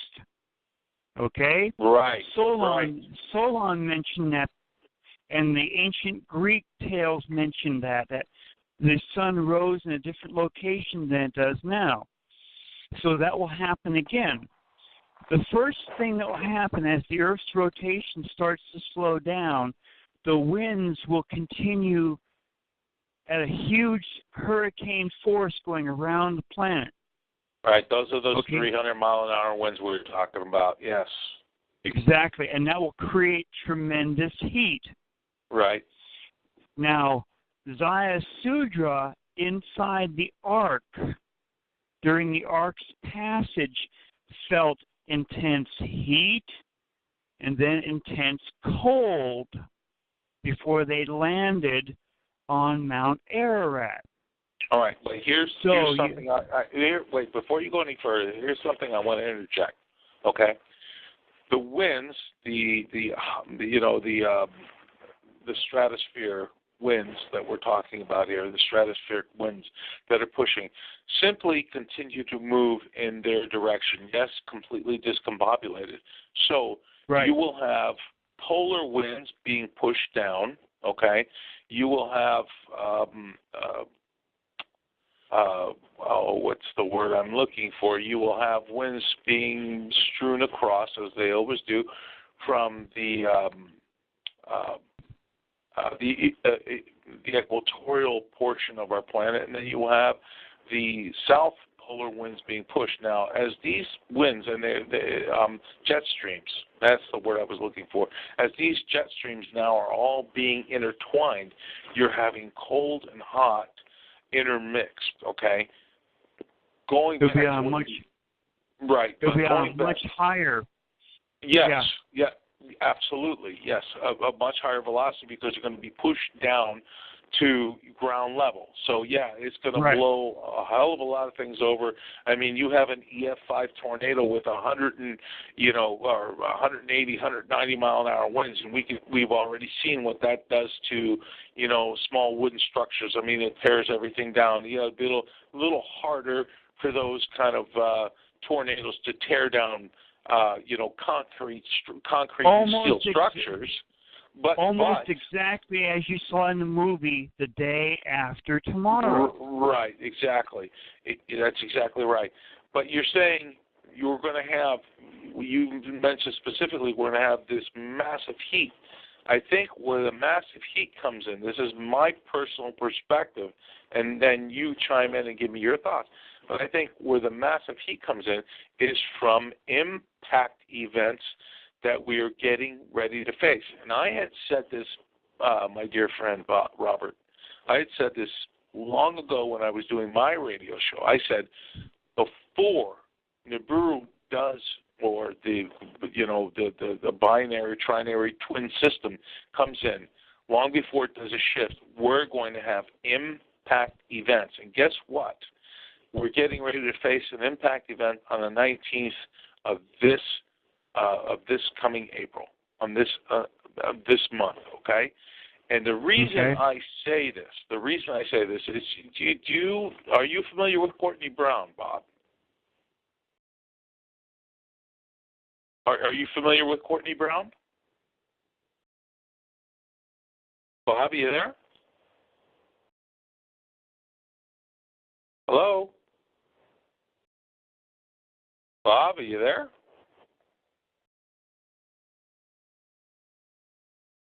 We lost him. We lost Bob? Yeah, and that happens every time he's on. Towards the end of the show, for some reason, he gets kicked out. Okay. Well, let me continue on, and hopefully he's going to call right back in. Yeah, he called back the last time. Okay. The reason I mentioned Courtney Brown is because with his remote viewing, what he's been doing, I think since October, November of last year, he's been doing these remote viewing sessions, okay, where he reports the news, okay, the future news of the following month with his remote viewing. Dick Allgaier, he has another remote viewer named Princess Janae, another remote viewer. Okay, another remote viewer. I'm trying to unmute him. So hold on, Bob. I couldn't unmute myself. Oh. When you kept saying, "Are you there? Are you there?" I didn't want you to hang up. Okay, I got him unmuted. Okay. No problem. Thanks. All right. I'm glad you're back. Anyway, I don't know if you were following what I was saying, Robert, but I was talking about the high winds. You were talking about a very, all this heat coming in from these jet streams that are being pushed down to the ground. My point was that I was getting to Courtney Brown and his remote viewing team doing the future news for each month. And I asked you, and that's when you got cut off, I asked you, are you familiar with Courtney Brown and his remote viewing team? Okay. So if you've been following him and what he's been doing, they do these future predictions, and they have been pretty much spot on. They have been accurate. Dick Allgaier, Princess Janae, Aziz Brown, and now his newest remote viewer, which is Melena Hall, I think is her name, and she hasn't even graduated from his class yet, but she's just started because he thinks she's so good that he brought her into the remote viewing sessions and publicated it. Anyway, for the month of April, remote viewed in March, Dick Allgaier predicted already what happened in St. Petersburg. Okay, he predicted it, nailed it. Now, his other two remote viewers, the two women, Princess Shanae and Melena Hall, I think is her name, both remote viewed what seems to be, and Princess Janae says, is an asteroid impact.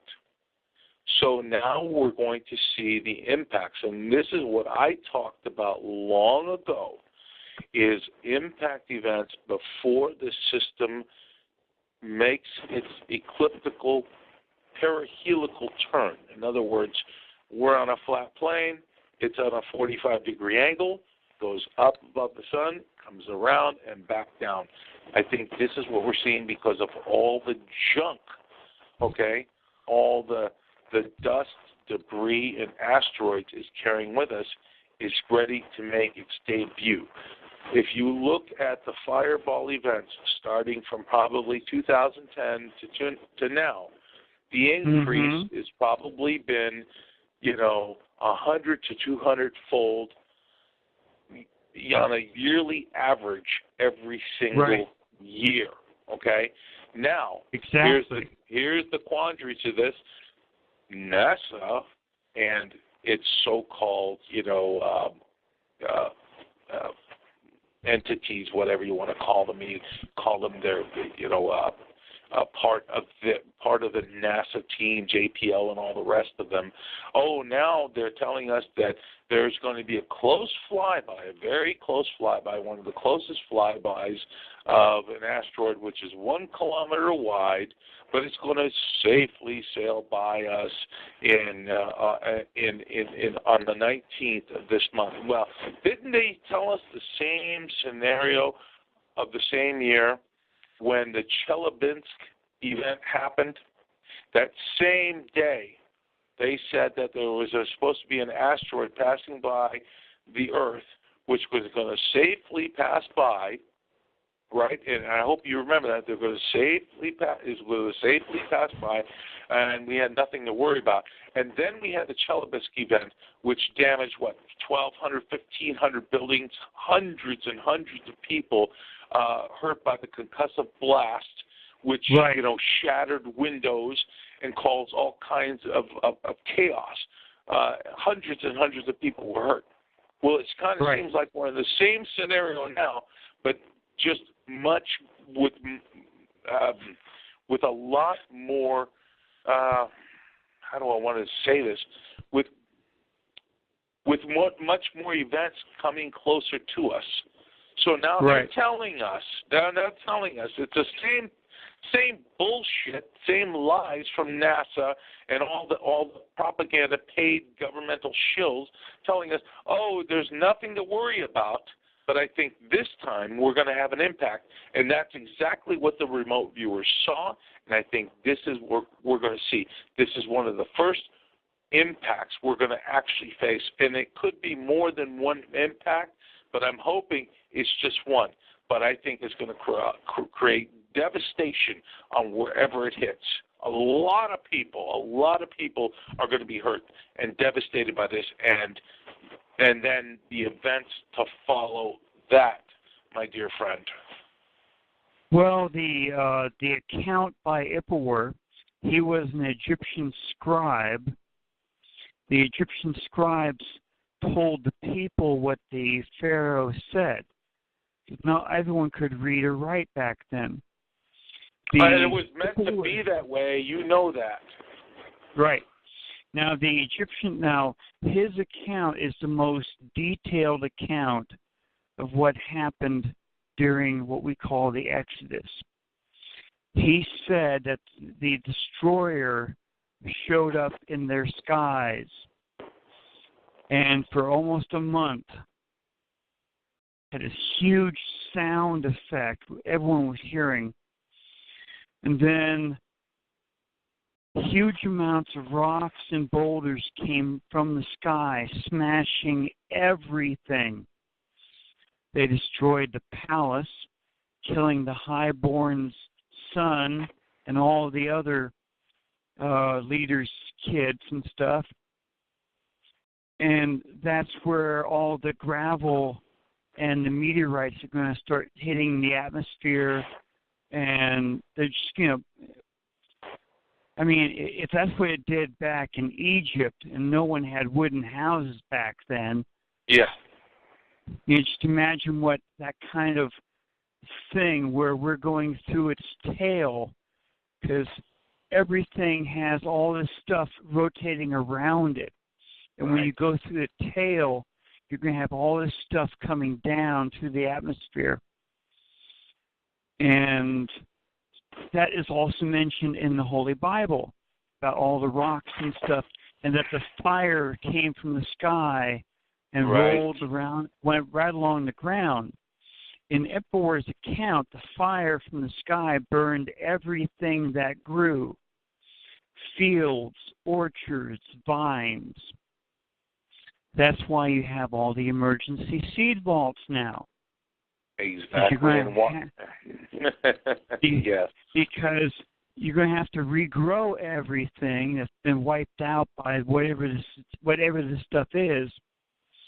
Plus, with a pole shift, the growing seasons will be thrown completely out of whack. And Ippawar clearly described this that when they tried to put seed back in the ground to grow things, the seeds rotted in the ground because it wasn't the growing season anymore. Right. Because of the earth crust displacement, the pole shift. Well, plus, so when I had Marshall Masters on, he said that you aren't even going to be able to grow anyways because of all the volcanic ash. So he said for about 2 years actually. Yeah, I think he said 2.5 years, depending on where you're located on the planet. Right. Well, you see, Ippawar, his account doesn't give days, months, time. Right. So he doesn't say how much time was going between all this different stuff. He did say that this is the only part in his account that mentions dates. He says that the destroyer was fully in the sky for 9 days, raining hell down on the planet. Yeah. Now, got a question in the chat. They want to know what you think about NASA saying that Nibiru was destroyed by a high-powered laser beam. Well, who said that? I never heard that. Where'd that come from? I heard bits and pieces of that on the internet for quite some time. It's all basically like rumors. Yeah. The planet Nibiru is as large. A lot of disinformation out there. Yeah. It's as large as Jupiter or larger. Yeah, you pretty much nailed it, Bob. That's about right. Yeah. You pretty much nailed that. Back in 1983, the IRIS spacecraft, infrared spacecraft, was just in the right position, and it spotted something very large, well outside the orbit of Pluto. And, it was also, don't forget it was between 4 to 8 times the size of planet Earth. Right, but don't forget about Pioneer 1 and 2, which Carl Sagan was a part of. And they, I think, at that point had already discovered it. And they kept it hush-hush at that point. But Harrington was on to the idea that there was something perturbing, and not just Harrington. I mean, this goes back to, I'm glad you brought those up. In that nice program, Astro Viewer. That's right. When you click on the dwarf planet called Sedna, you can also click on space probes. And you look at this one thing where you have Pioneer 10 and 11. One is going up above the ecliptic and one is going down below the ecliptic. And it shows them at different points going high and low. That way they could triangulate in on the brown dwarf Nemesis. Exactly. They were triangulating its position. And they found it using those two. They found it using those 2 space probes. Yeah, exactly. See, Ippawar said that within those 9 to 10 days, all this stuff was happening. But so does Mosai of China. Mosai of China said that for 10 days, rocks were falling from the skies. And the Chinese landscape was hit by intense heat and intense cold. The same type of things like mentioned in where they built the Ark. Intense heat, intense cold. Exactly. And that was my point I brought up earlier. I think we're going to get smacked, and I think we're going to get smacked hard even before the pole shift. I mean, that's the precursor. And even Ed James talks about my contact, which I can't mention, She told me very clearly it will not be as bad as Noah's flood. And I know, I understand the same thing. I just don't think it's going to be that. I agree with you. There will be a pole shift. You won't have all of the flooding that was mentioned in Noah's flood. Right. We're looking at about 20. Sudra's flood. Right. We're looking at about 23-degree pole shift. You nailed it, Robert. That's exactly what I've been talking about. About 20 to 23 degrees, exactly. Because anything more than that, it would be over for humanity. Now, in the movie 2012, that's exactly what they said happened. That's exactly right. That there was a 23-degree pole shift. Now, my astronomer friend had also looked back through the ice core readings, and he was curious as to all the dates I could possibly find. And I only knew of the 3 possible dates. And he found those dates, and he said there was a 23-degree pole shift each time. See, the movie 2012 gave too much information. Now, where was the North Pole in the movie 2012 at the end? Wisconsin. That's about right, yeah. Sorry, it was the South Pole. Because a magnetic shift had also happened because of Nibiru's passage. So we're looking at a pole shift, a geological pole shift, Earth crust displacement. We are also looking at a magnetic pole shift. We are going to get smacked upside of our heads, but humans will still survive because it does not wipe out everything. Basically, Robert, it puts us about 5 to 6 degrees above the equator as the pole shift shifts. Once the full pole shift takes place, about 5 to 6 degrees above the equator. Okay, at the equator, how deep are the oceans at the equator? 7 miles. And that is because of what? Because of the bulge. The bulge from the rotation of the planet. Correct. So what happens if the Earth's rotation should slow down because of this tremendous electromagnetic gravitational pull? Inundation. Exactly. All that nice heavy water at the equator settles back around the planet. Robert, do you like salt? Do you like salt? I love sea salt, yes. Yeah, exactly. So there was Noah's flood. And Mother Shipton says the same thing. Yeah. Yep. Not until the rotation starts to pick back up does the ocean return back to where it was. Yep. So all the water levels drop. And that's what also that John Moore is mentioning, that you had better get your ass above 500 foot. Well, I'm 1198, my friend. I'm about 50 feet above the ocean here. Oh boy. Yeah.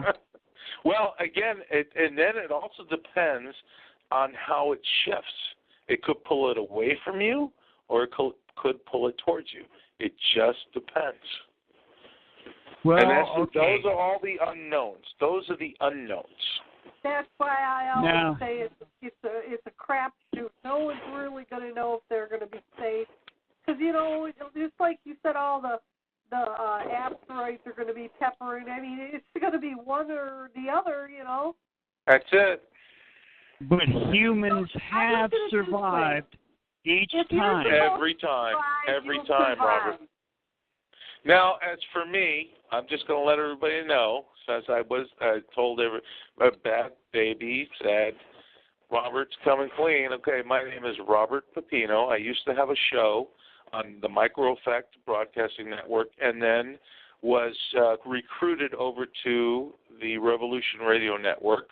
I used to have the show called The Whole Agenda, and that's who I am. I was harassed heavily from Micro Effect to Revolution Radio, and as I mentioned earlier, I was helicoptered. I was black-coptered multiple times, and shows cut off and being harassed. But yes, I'm coming clean because I just don't give a damn anymore. You bastards want to come after me? Come on after me. I'm here. You know where I live. You got my address. You got everything. So don't screw with me. You want to screw with me? Come on over. You don't want to screw with me just as well. And it's you know what? It's time is near for all of you fools who think. Yeah, time is near, Robert. Time is very near. Absolutely. Because all of the people I've been listening to, including John Moore, are all saying somewhere around October. Yeah, and I've been saying September, probably October. I've been saying the same damn thing. So it's here, it's now. David's going to be on. I'm going to have. I tried to get David on this month, but he's been booked. Every time I asked him, he's been booked somewhere else. But he is going to do the first Friday of May.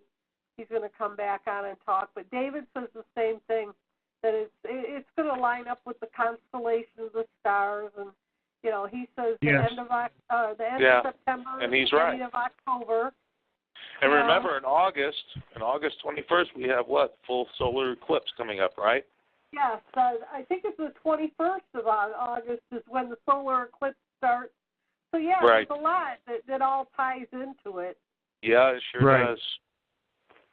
So it's going to be interesting. I love you both. You know, I want to thank you both for coming on. And I've been patiently sitting here going, well, now they're 20 minutes over showtime.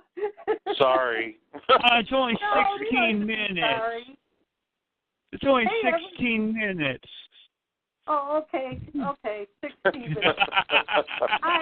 I'll let you go 4 more minutes. How's that sound? Oh, Lord. It's going to be an interesting year. We have a front row seat. You know what? You just said it, Robert. We have a front row seat at the biggest spectacle in this quadrant of our galaxy, and everybody's here to observe it, watch it. They're going to be rooting, and cheering. You're going to have the haters, and then you're going to have the ones who go, come on, you can do it, you can do it. Hey. I've called just about every name in the book ever since I started talking about Planet X. And how long have I been out here talking about it, Robert? For, I don't know, years. I've been working on this. I've been working on this stuff since at least 2007.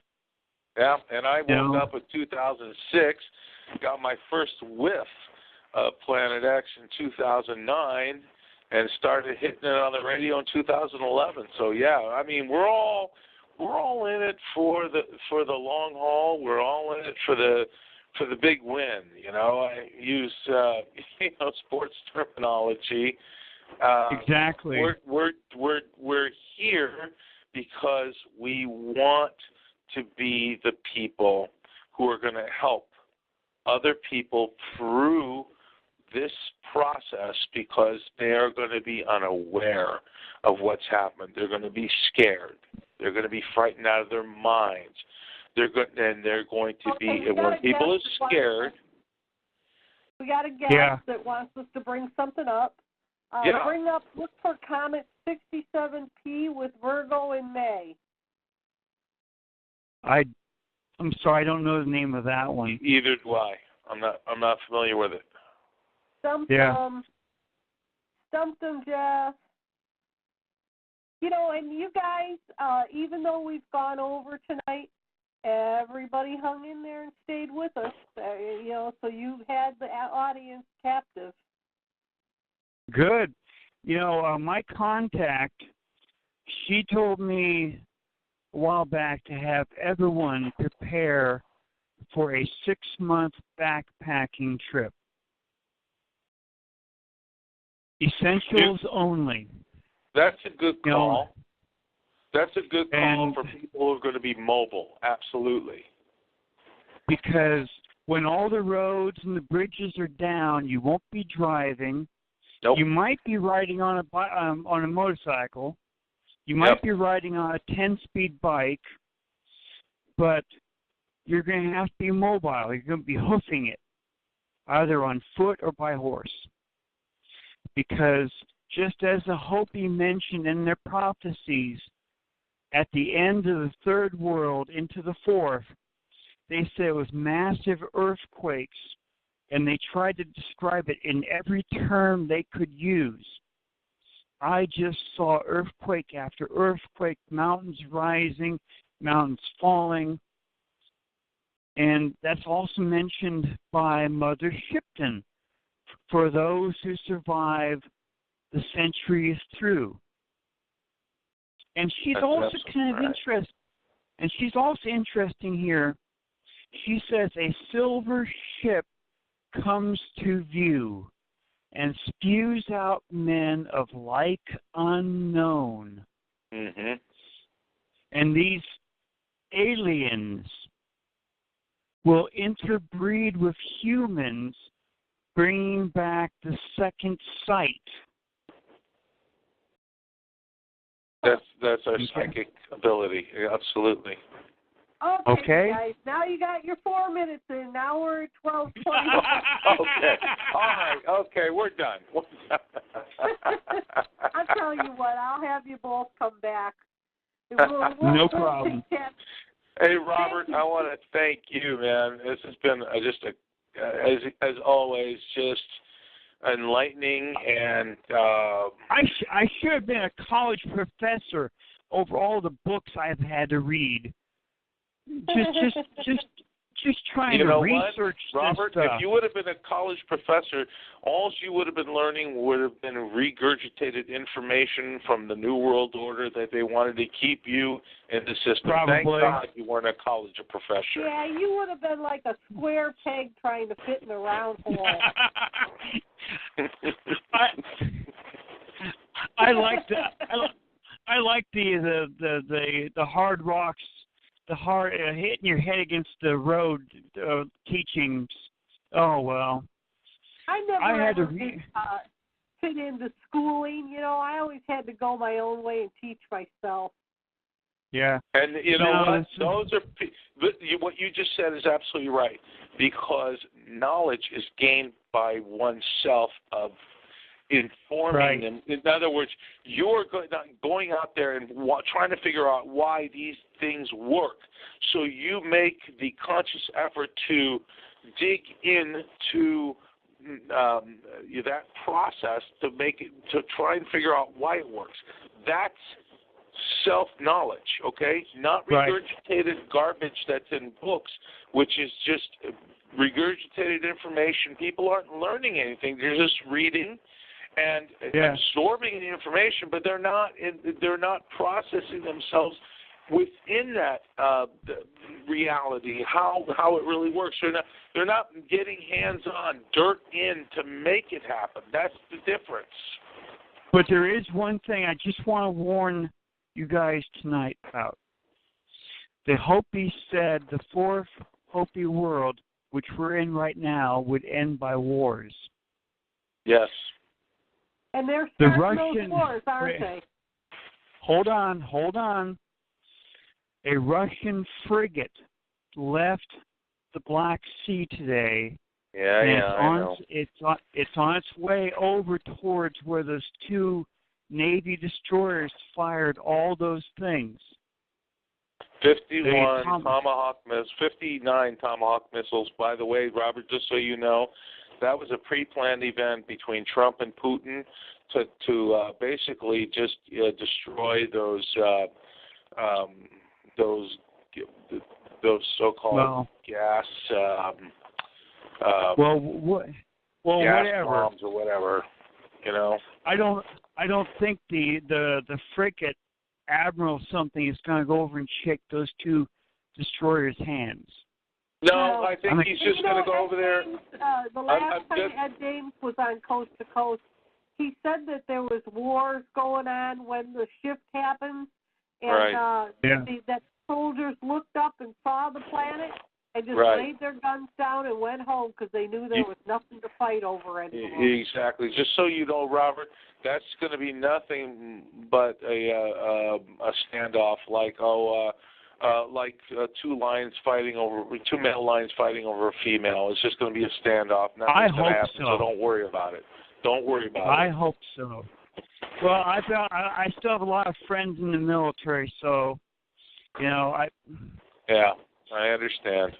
I do understand. I'm so fed up with it all, you guys, that when all this starts to happen, I'm just going to grab my ice bucket, and I want to thank you both for coming on.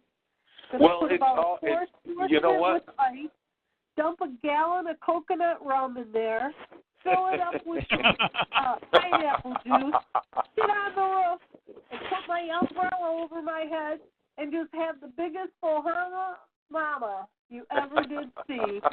And I'm going to go out. You'll be hearing me singing this song.